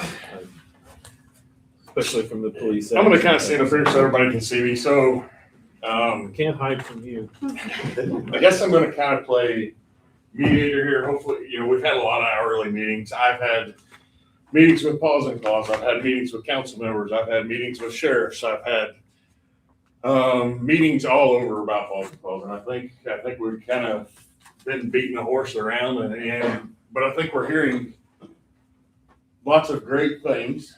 But I think both sides have heard concerns. Okay. The last thing that I want to do is open up a dog kennel and have to get called out at 3:00 in the morning after a 12-hour shift to come in, or one of my guys to handle a police action dog. But if that was to be the case, then we will overcome it and figure out a solution to it. In multiple meetings that I had, it was, yes, do we have the capability of handling the police action dogs? Yes, we could get there. The problem is we don't have a mechanism to then control the dogs at large. The call that I get to check on an 86-year-old elderly man that has 17 cats in his house, and he's going to be going to a hospital, and he's not going to come out, and he has no family that is going to be able to take care of these animals. What do we do with them? Mm-hmm. Not truly a police action, but we got 17 cats in the city inside a house that we wrangle around. The dogs running at large. We have to have some kind of mechanism to still combat that, as Dwayne said. Tracy, I think you've heard the council talk that an open-ended contract is very difficult for them, especially in a budget year. Okay. So I would take to you that the city is going to have a hard time signing a contract that has a non-ending number to it. And I would take to you is Paws and Claws willing to come up with some kind of contract, retainer contract, that would cover all of those in one budgeted number, police action and elsewhere, that would fit into their budget. Because I think when you start seeing some bigger numbers, I don't want to handle dogs. I don't want to handle cats. We have enough of our own problems, but I'm trying to mediate some kind of terms that we don't get to that point. We rely on Paws and Claws as a police department very routinely in multiple different calls, whether it's the arrest, whether it's the 17 cats, whether it's a dog biting quarantine. But I also think the contracts that were presented to you as a council had a quarantine period in them, so that once that quarantine period was up, those animals would be turned over to Paws and Claws so that we don't incur 105 days. That is in the new. So we're not going to. They're not like that. Yeah, not going to That is in receive there. those. I would say I would like to go to a 10-day quarantine though. And the reason for that is for state and quarantine purposes when I have animals that aren't vaccinated. Well, and that's in there too. So- It's a 10-day quarantine for anything that's a rabies watch or a bite. Yes, and that's state Okay. law. Okay. We can't, but the other ones, like the arrests, we put 5 days on there so we don't have to hold them for 10, because that's just more money, right? Yep. So those animals, if somebody doesn't come forward and claim them and want to pay them to get them back, then they are sent to us. And then we take full responsibility then after that for all the costs. So at that point, that's going to neglect us from getting a 105-day bill. Yes. Because at 5 days it's open. Okay. Or if it was a quarantine for non-immunized animals, then we'll keep them the 10-day, and then we're going to go through the paperwork, and that will be transferred over to Paws and Claws, so we can get away from the 105, 106, whatever day they decide, whatever day they get to adopt the animal out is not a bill that we're going to incur at Attica, which I think protects us on that side. But I think they're looking for protection to that kind of full service that they, I believe both sides are wrong, and I think y'all have agreed on that. Better contract reading, but better billing, and that's where we are. Nobody needs to beat that anymore, but can we get to a point where we have that all-inclusive service with $1 that says, hey, our 2027 budget needs to have this dollar figure in it so that we can have our animal control, TNR, police action, it's all included. We budget a number and we write the Paws and Claws and we go on about it. Well, if we went the last couple of years and got an average. Like a trended, Yeah, an average of what those costs would be, and then incorporated it in there, so then you would have, like you said, a cap. We could probably do that. And in the contract, when you said, I put those timelines in there because I too would not like to see me having to pay for 200 days a day. I mean, I totally understand why the council would be like, whoa, we can't do that. No, you can't. And so that's why I think we need to put those time limits on there, and that's when we become responsible for how long that animal is there. After the 5 days, you guys are done. You're done. It's our problem. We'll take care of it. But we just gotta make sure that the initial cost of some of these animals can get expensive, especially the aggressive ones. I mean, you gotta really be careful, and it's expensive to insure my employees if they get bit. I mean, it all kind of adds up. So that's where we were trying to play catch up a little bit and trying to revamp these contracts. But the points that you're telling me, I completely understand. I would not want an open-ended number on there, but I thought the way we phrased things with putting the time limits on there, I was kind of there. But you're saying that that's not. And we're not talking that huge of a number. I think we had 4 police action. It's like 4 or 5 dogs a year. 4 or 5 dogs a year, but what if they did get? What if we had a dog fight ring? We get there's something. I mean, and you could, and then we got to have help with that, But I don't think we're talking about a big number on their side as well as a big number on your side if we just wrap that all together Okay. into a total contract for services rendered. And that way they can prepare a budget on those. And I think that's what they're looking for. I think you can prepare a number. They can come up with a number that fits into that, Okay. that they can budget. Okay. And I think we get a lot closer. I think the 5-day quarantine on those animals protects this council from getting those bills. I think we can work with something, but I think both sides just need to understand what they're looking for. So the 32,000 was based on a national average, right? That's how you came up with that. It's like, because we have 3,200. That's just for shelters. That Right, doesn't yeah. really include that police action. Yeah, so what I'm thinking is it better to just have the retainer contract deal with that stuff and then have a separate situation with police action where it's capped and it deals with just trended data. Every year you just average the last 3 and then that's what the billing is. And then it would be kind of like an addendum, and just like the TNR is probably going to be an addendum. The TNR is not addendum, yes. Yeah, so maybe we could do it that way. I think I'm open to that. If you would like me to revisit some numbers and kind of get a trended idea of how much those police action animals actually were, and then we can just tack it on and have it all have it all under one umbrella, I suppose. I mean, it's going to be more than $32,000. I mean, it may be more like 38. But it already is though. Yes. Well, if yes. If you do the police action. Yes, Yeah. if you do the police action, yes. Yeah. Yes. For me, I just like to be able to get a rule of thumb, and it's the same for everybody. And you can look at the data, and then you can make adjustments. I mean, and that's just keep it simple kind of thing, if we can. Yes, sir. Please state your name. Tim Campbell, Attica. Have you looked at other contracts, counties like this? And they're similar to what you're proposing? And they're what? Are they similar to what you're proposing to the council? Yes. Yes. Which counties are those? Benton County is one that we've been working with. What's the other, Vermilion County? Park County. Yeah, a couple other counties are, I mean, they're not wanting anything all encompassing. They're just wanting specific, like the police action. So they're not asking for the whole ball of wax, No, okay? no, no. That's, I guess that's my question. Have you looked at other counties that has the all ball of wax, everything?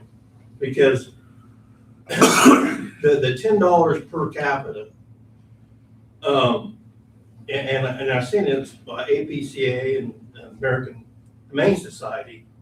They say that there's 300 million or $1 billion spent in a year in humane societies. And you break that out by the population of the United States, yeah, that figures out to $10 per person.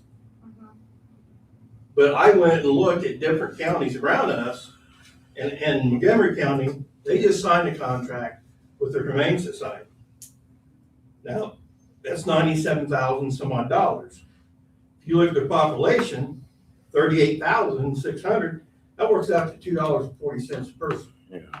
If you look at Tippecanoe County, same thing, there's $178,000 that they do with it. That works out to 92 cents per capita. The ones that I have seen. Tippecanoe County also has their own animal control as well.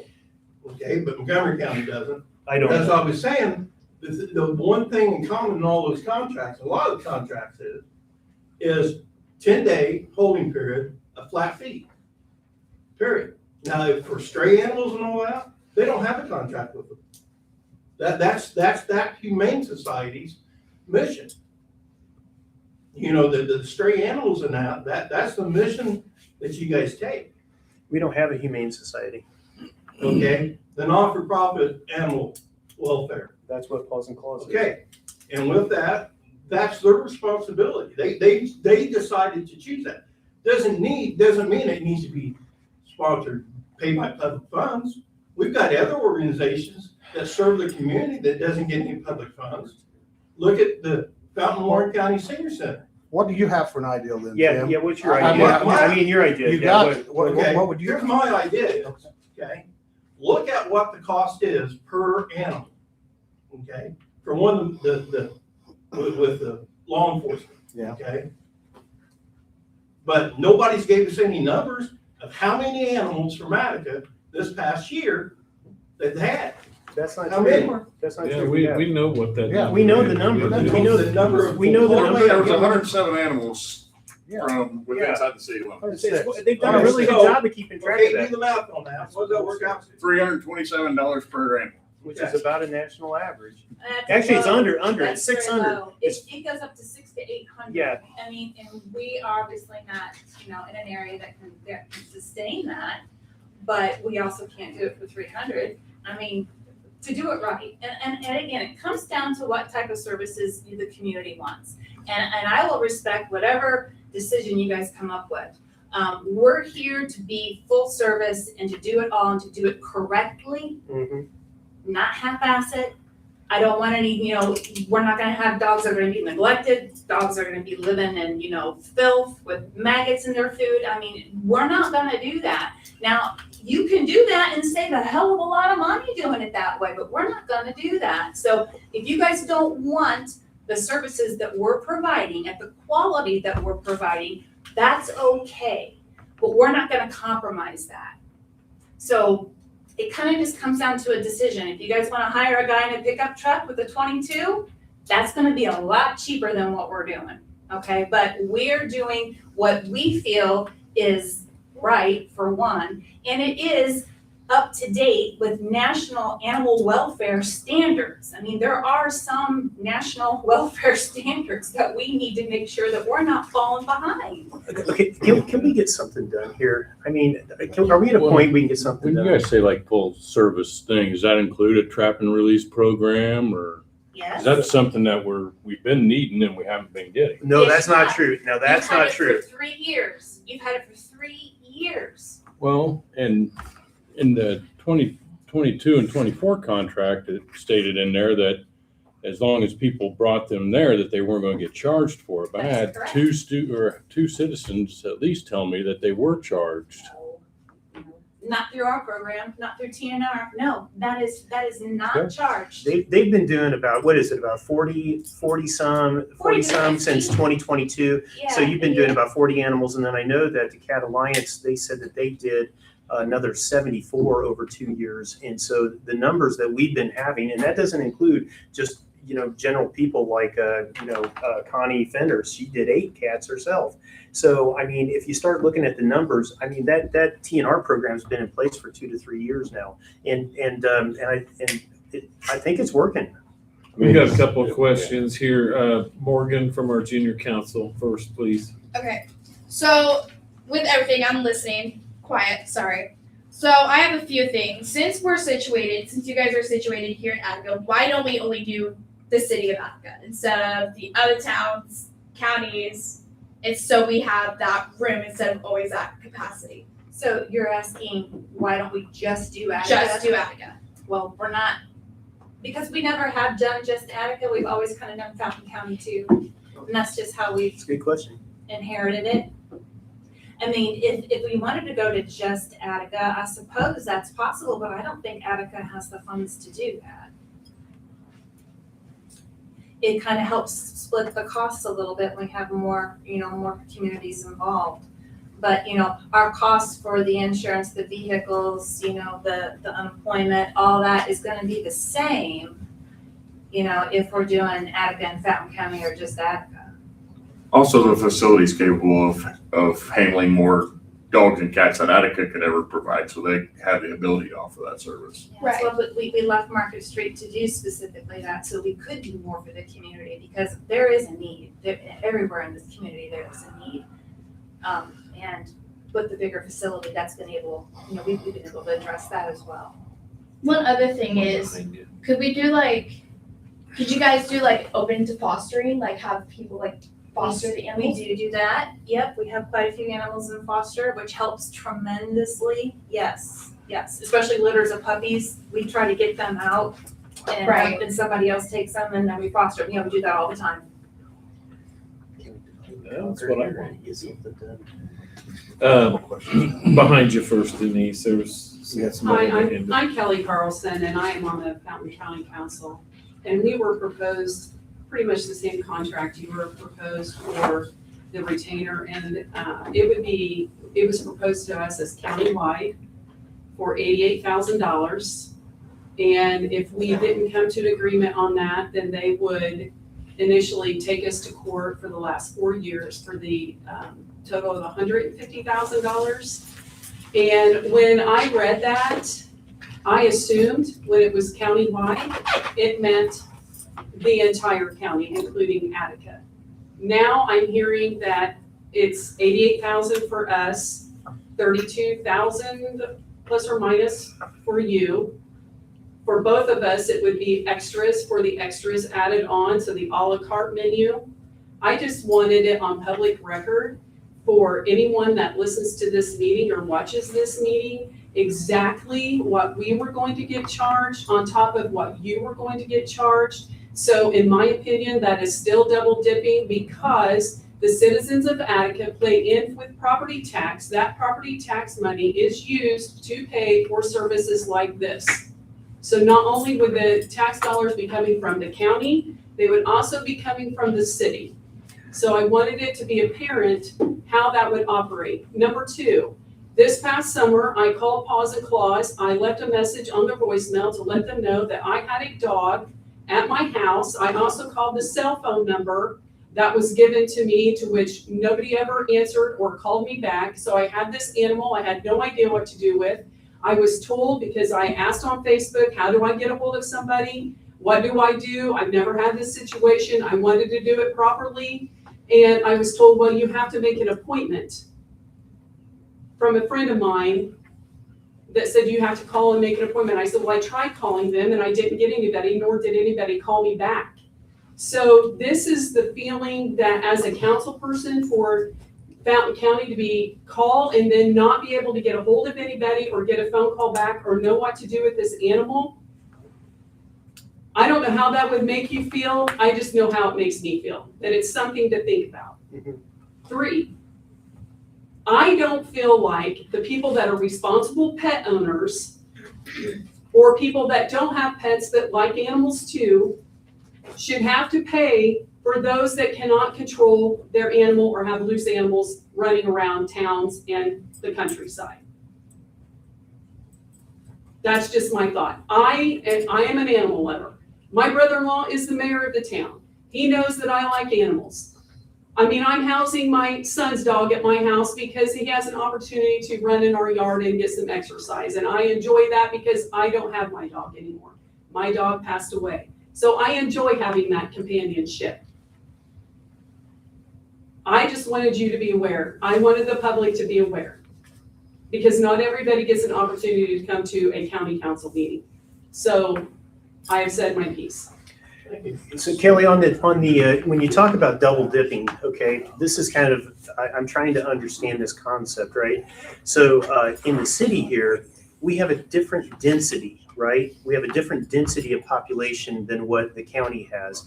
And so as a part of living in the city, we, of course, we have county police, right? And then we also have local police. And but it's also because we have a density here that requires an additional payment to pay for the police of the city. And but yet we're still paying for the county police too. Okay, so in this particular case, how is it double dipping? Because in that particular concept, because I've heard that discussed quite a few times. And so I'm just trying to get a handle on the double dipping part of it. Because they're paying city tax and they're paying county tax on top of that. So the monies that come into the city from the city tax that they pay pays for the services just like this. And then the money that comes in from the county for the property tax pays for services just like this. Okay, so the police are the same way then, right? The police department and the way they're funded, it's the same thing? No, It's not? no. Your city tax that you get pays for your police department. Okay, so I think you need to understand how and educate yourself on how the taxes work. well, I am. That's why I'm asking the question, because I keep hearing everybody talk about the double dipping. It literally. And if it is double dipping, what's the number? What is the number? We should be able to say, okay, there's this number to make it fair. And if that's the case, then we should find some way to give. All I can tell you is the commissioners today, right now, have no desire to sign a contract with Paws and Claws. I can tell you that. I wanted to verify it with Aaron before I said anything. I wanted to pretty much get his permission because that's his department. I just happened to be here. Okay, well, it's information, so thank you.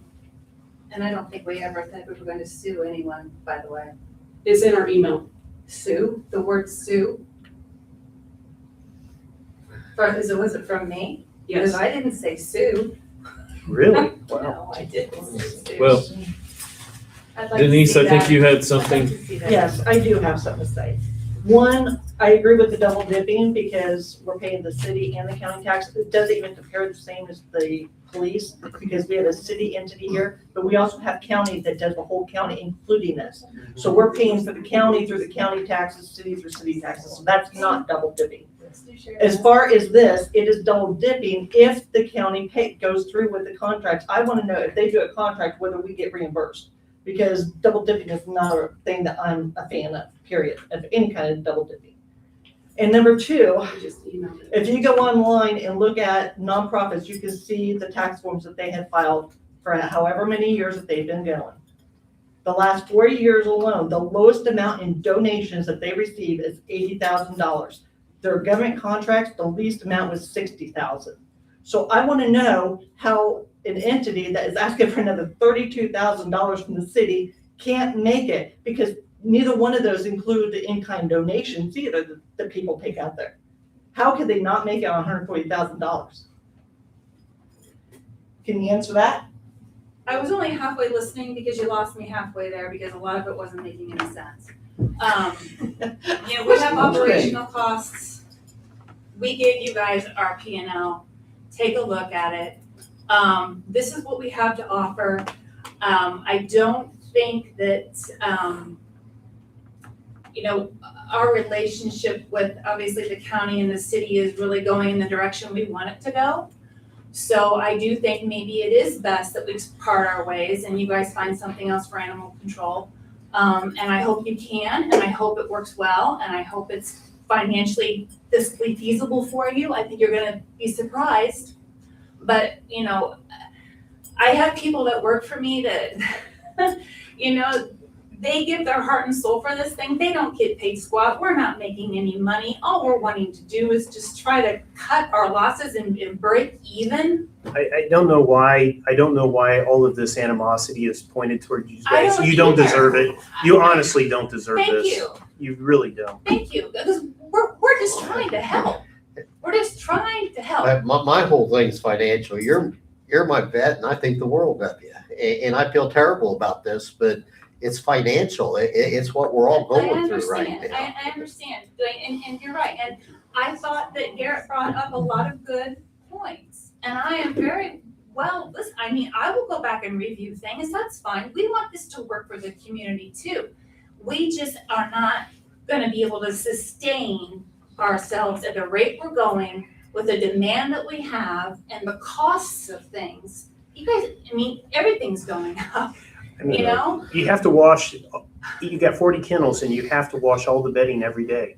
Yes. That alone in itself is just a tremendous expense. It's expensive, and we have a lot of people who donate to us that we are so very thankful for, because a lot of that money goes to the cases like the dog that has a broken leg or the dog that's heartworm positive, you know, the ones that we probably wouldn't normally be able to keep and treat because financially we couldn't afford it.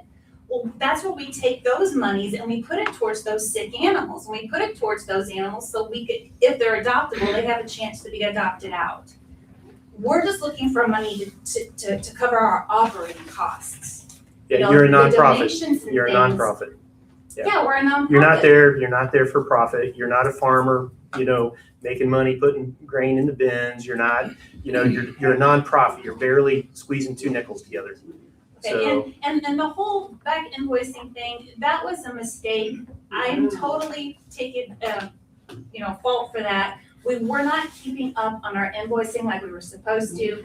We had an issue internally with our treasurer. It got lost, it got put behind. I get it. I understand why you would be annoyed with that. I was very annoyed and embarrassed by that. But we're wanting to move forward not to have that happen again. We want this to work. We're not trying to be jerks. We're not trying to get, you know, give us a whole bunch of money for nothing. You know, we just want it to work and we want to help the community. That's it. Got a couple of hands up out here. Cindy? I was just, so what I'm hearing tonight is though, like if it's a police animal that would come in for, it's, the maximum amount would be 10 days. For a dog that bites somebody. Like the other ones would be 5. Quarantined in. The other would be 5, yeah. But even if you took 10 days, and how much is that rate a day? For a dog that we can't go in and touch, we're gonna be charging more for that dog. It's gonna be like $65 a day. So I think if that was broken down, so it'd be $650 to house that dog for 10 days, right? Yes. And if you've got 6 dogs that are police dogs that would fit that category, that's what, $3,600, $3,700 right in there. Right. So can your contract reflect, because once that 10 days is met, then they go into the general population. Right. And there's no additional charge, correct? Correct, yeah, no. Well, not necessarily, I think. I mean, we could have to go through the court process to yeah, get I take that orders back. for euthanasia. If a judge steps in and says, no, you can't do that, then we can't do that. yeah, it could be How 100 often does days. that happen? Not very often. Not very often, but there's So we're a, talking about 6 animals though?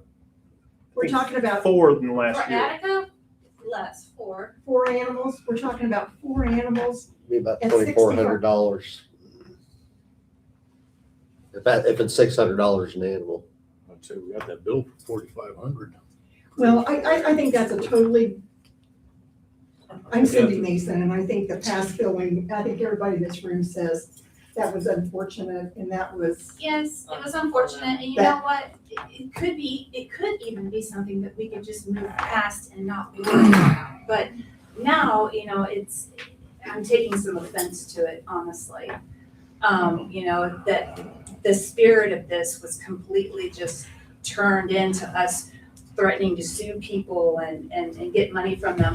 That is so extremely disheartening to hear. I don't even know if we want to contract with an organization that would think something like that of us. I just think that if you have a general contract and it's $3,200 or $32,000, and you could have in parentheses, or say it's $35,000, in parentheses, that includes $2,400 or $3,000. That's what I was trying to say. Cap it at 35. And we were trying to get there, but I don't think we're there. The problem we've had is that we couldn't define it. There was no definition on what we were paying for, and that's what we're trying to get to. Can we divide and conquer here? Are we okay with giving a retainer to them for 32? I have one last question. As a nonprofit, have you looked at any grant opportunities? Many. Somebody else had a question back here too. I'm sorry, man. Please state your name. Misha Hansen. I live here in Attica, and I've been TNRing with them for a long time. And I know we have a cat problem. We have a huge cat problem. And I love what Paws and Claws does. I love it. But as a citizen, it is hard when they only take 5 or 6 of those a week. At 5 for my area, it's not gonna make a dent. Well, if you could get in other that. veterinarians to help, that would be great, but. If we I'm could the only get, one. if we could get a large day That of, would be great. hey, we would take all of these TNRs that would cut down on some Well, of we don't that. have anybody else volunteering to do that. I have no other veterinarians But that this- enough yeah. to do this stuff. It's an issue with lots of areas. Like, you have a mass cat population, you can't get a hold of them when you're only doing a small portion of them. It takes them $100 a Which cat, would and that's just Yeah, a TNR cat.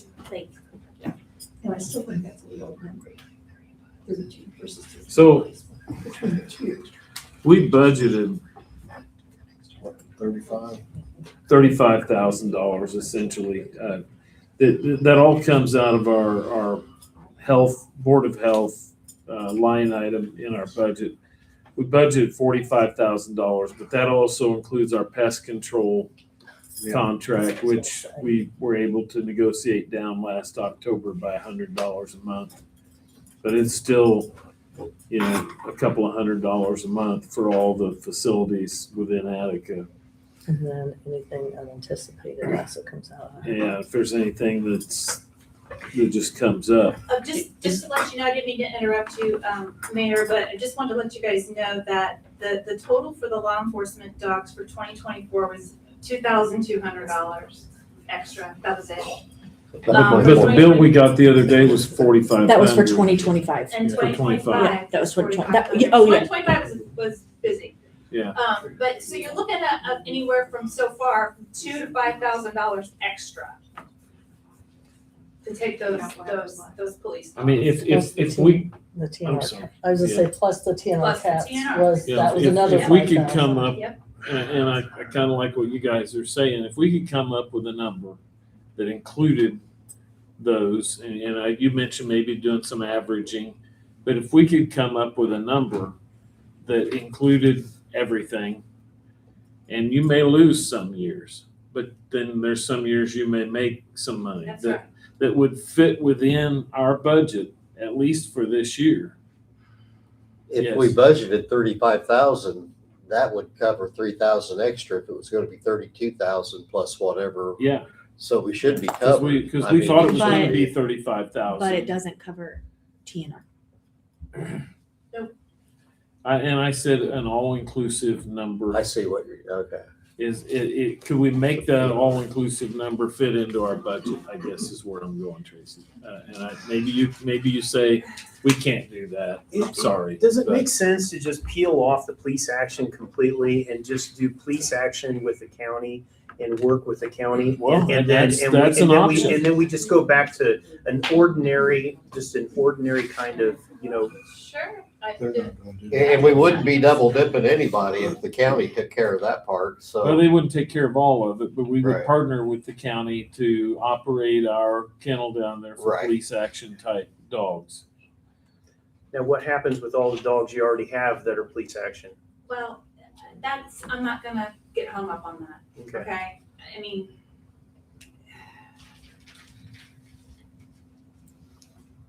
I mean, it I makes more, have to talk to my board. I honestly don't know, guys. I don't know if we can do that or not.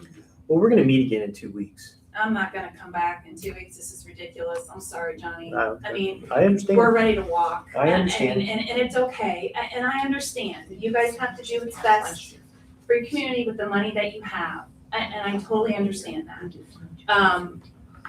If we wanted to possibly reevaluate the cost with including the TNR and then the police action dogs, you're probably looking at another $7,000 or $8,000, right, on top of that 32. Yeah, you're right at 40 So you guys probably. are looking right at 40, and I don't hear where you guys are gonna wanna do that. So if that's the case, let's just talk about it now, then, well, I won't waste any more of your time. And I hate I have to no put it that control way, over the 40. I mean, that's up to the budget, what we have. If we don't have. We have what we don't have. Yeah. no, there's not 45 in there now. No, We've because paid we've already 2 months. we've already spent. Well, and Well, that would be a Right. rebate though. There should be a rebate on credited, that. Sure, yeah, I mean, we would credit that money. Right. Yeah, you've already paid us, what, $6,000-7,000? I mean, at least we have all the numbers and it's all inclusive. And we finally understand it, but. So you could maybe look at that number and get to your 40 you're thinking? Yeah, yeah. For Attica. But one of the things for me, I would want 30-day billing instead of quarterly. It's like, so. Even if it's just one flat rate? Yeah, if it's a flat Why? rate, you really wouldn't need it, because you know what that's Yeah. gonna be at Yeah. that That's point. gonna work for them. Yeah, It's they're the That's same what every, it won't matter. I mean, that's why it was quarterly to begin with, But what because it about was a the, flat rate. are we not gonna try to recover the police action monies? Well, I think we still need to do that, Yeah. but So then- that's so then- aside from them. Yeah, that's on us to Well, get, then we still need that quarter or the monthly reporting then, right? she could provide. That'll be a communication between the police department, Yeah. Paws and Claws directly. We already do Okay. that. They communicate, make reports as needed. I think we're making progress here, folks. We're getting close. Can I ask one last question? Yes. The TNR, at the last council meeting, where they were told us that they did 72 cats last year for $5,000. So my question is any of that $5,000? No, that was never said. That was never said. Yes, it was. So No, anyway, No, okay, anyway, I want to know if that TNR, are they getting any of the money from the state for TNR? Because there's a program that when you get the pet license plate, that covers the TNRs and stuff like that. So That's the SNAP program, Mhm. and we do participate in SNAP. We're limited on the amount of vouchers we can get because they have to give it to everybody through the state. A lot of those vouchers that we get, sometimes we will help individuals out that we know have a population problem and give them to them, so they can at least afford to get their animals spayed and neutered. And it's more than just cats, they'll do dogs too. And if you qualify actually for SNAP, the cost is a lot less. I think it's like a spay is like $50 for a cat. is that like $60 Snap for a cat. EBT? Is that what it is? Yeah, Oh. SNAP, it's state run. I mean, it helps with Interesting. all the TNR stuff, but yeah, we do apply for those, but again, given our size, we don't get very many. Just as a budgeting note, I would just note that you should probably assume you're not gonna get any money back from prisoners, and then if you happen to, that would call that a pleasant surprise. That's where I was kind of going Yeah. with So that. just assume that That's that's not not a going to happen. guarantee. yeah. If it comes back, I mean, just on our side, collecting from ordinance violations and things like that No, is it was that difficult. they proposed to do 72. I think they proposed to do 72 cats for 5,000 is what they proposed it. They didn't do it. Yeah. Okay, I'm gonna make a motion. Well, do we need a contract though? Or you? Can I Probably ask one Yeah, other go ahead, question, go or ahead. just maybe, Yeah, no, go maybe ahead. just to put this out there? Let's just get it over with. Yeah, so originally you had asked the county for 88,000 and that, again, that would cover incorporated towns, not including us though. So I'm not saying no, I want to make it to be aware that with everything, then we would be covering half of basically what the county was then being asked to cover. Did you say incorporated or unincorporated? I thought she said I think it's incorporated. unincorporated, right? Unincorporated. The county you were gonna cover unincorporated Yeah, towns? unincorporated, yeah. Yes, ma'am. So, So Attica, Covington, Petersburg, Hillsborough, Kingman, none Those of are those all would have been covered. incorporated. Right, none of those would have been covered. Yeah, they would have been covered. none of those would have been covered. Right. And yet Probably it's like paid Stone- out as county taxes. Probably like Stone Bluff and, places that. Riverside. Yeah, Riverside. Yeah. Newtown, Milwaukee. No, they're cities or they're towns. Thank you, sorry, I just wanted to make sure. So can we come up with a number to at least get us to the end of this year? But we have to if get a we're- rebate. We gotta get a rebate. Well, we would. Well, they- we they- would pick an include- amount and take that off, wouldn't we? We would Basically. include what we've already paid them for the year in that amount, right? Well, it should be at 32,000 though. If we agree on the 32, But, then. it but what should- about the police action dogs? No, it Those was 30, it was gonna be 40 if they were Yeah, gonna. total police 40, action and less the 2 months we already paid. Oh, okay. Less the amount we already paid. Okay. Look at That's it. fine. It's like $100 I don't care. I Okay, just so want let's to say know. I just want to know. 40,000 divided by Would 12. be 50 cats for $5,000. Yeah, that we paid That's the what I other, thought it bill, sounded whatever that similar. dollar was. That was 36 divided by 12 or something like that. Mayor Grant, I got a question, just a suggestion. I think for one, they're kind of like a cooling period, but also comes to some type of agreement. I would like to suggest to make a determination or make a agreement for 3 months. And then also that allows Paws and Claws to look at things and also continue the dialogue with the council to kind of fine tune things. Because myself personally, there's still some things that really hasn't been discussed or there's questions about, just like the catch and release.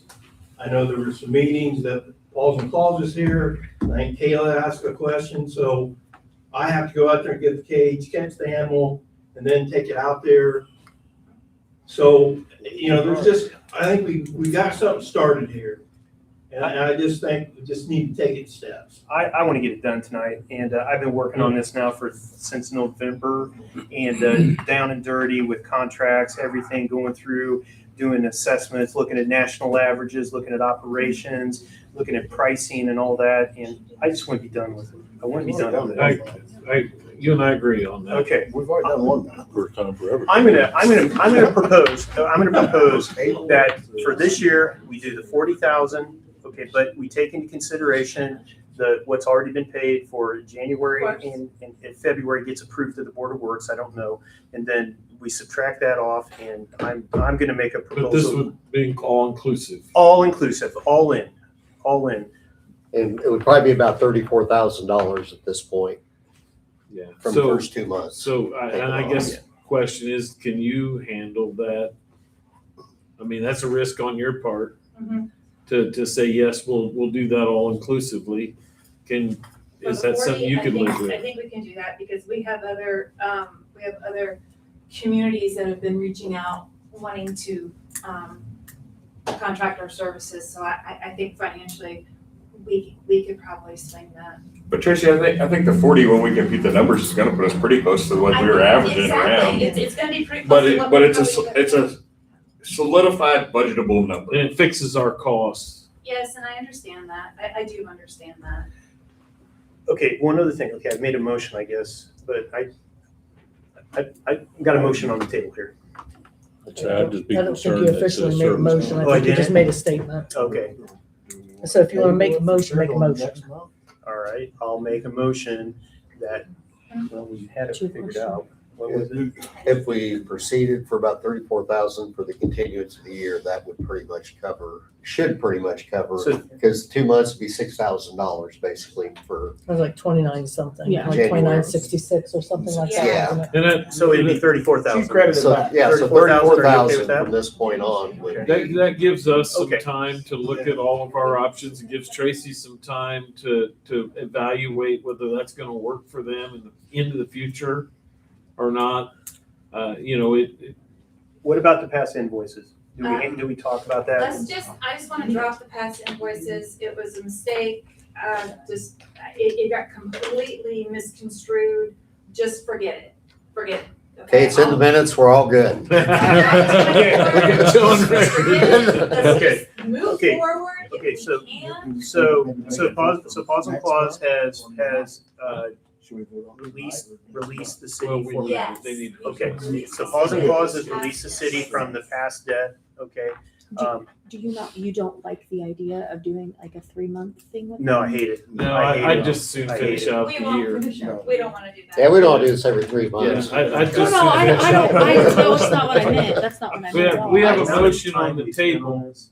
You know I'll what? second. Hey, the amount, no offense, but the amount of time that you spend on this, you are exhausted. I'm not trying to be rude. We feel exhausted every meeting with you. Well, you know I'm what? sorry. Things are getting done. Okay, Things are getting done. okay. But the motion needs to be, that they need to bring us a contract next month. That's what happens when you read things, though. It takes time. We need- When you read things, it I, takes time. hold on, Table till the next. I meeting. do, Okay. I do read Okay. things, Johnny. When you Okay. insinuate that I don't, Let's move on. I am an educated person just like you are. Let's move Well, on. you're the one that threw rocks. Hey, stopping hey, right now. stop.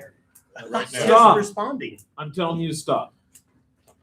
The motion on the table is to continue with a $34,000 contract to finish out the year. Can That's you all- guys, That's Ish. all inclusive, all inclusive, can, and it's relieving the past invoices. Yes. Is what I can, can wrote. you supply that for next month and we'll approve that then? I mean, we're gonna vote on it, but pending you delivering us a contract that says that. Yes, I can deliver you a Okay. contract that says that. Okay. So we Thank have a you, Tracy. motion, we have a second, all in favor? Aye, Dwayne seconded. yes, I did. So that's unanimous. I didn't say No, yes. Casey, I'm gonna- so are you opposed? I'm not, I'm just gonna not vote. I'm gonna. Okay, you're gonna abstain. abstain. So an abstention actually counts as a no vote. Okay. Okay.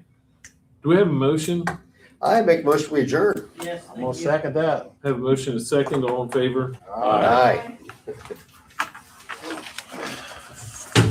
Thanks, everyone. We're selling cookie dough, cake rolls, and. If we get into this next year.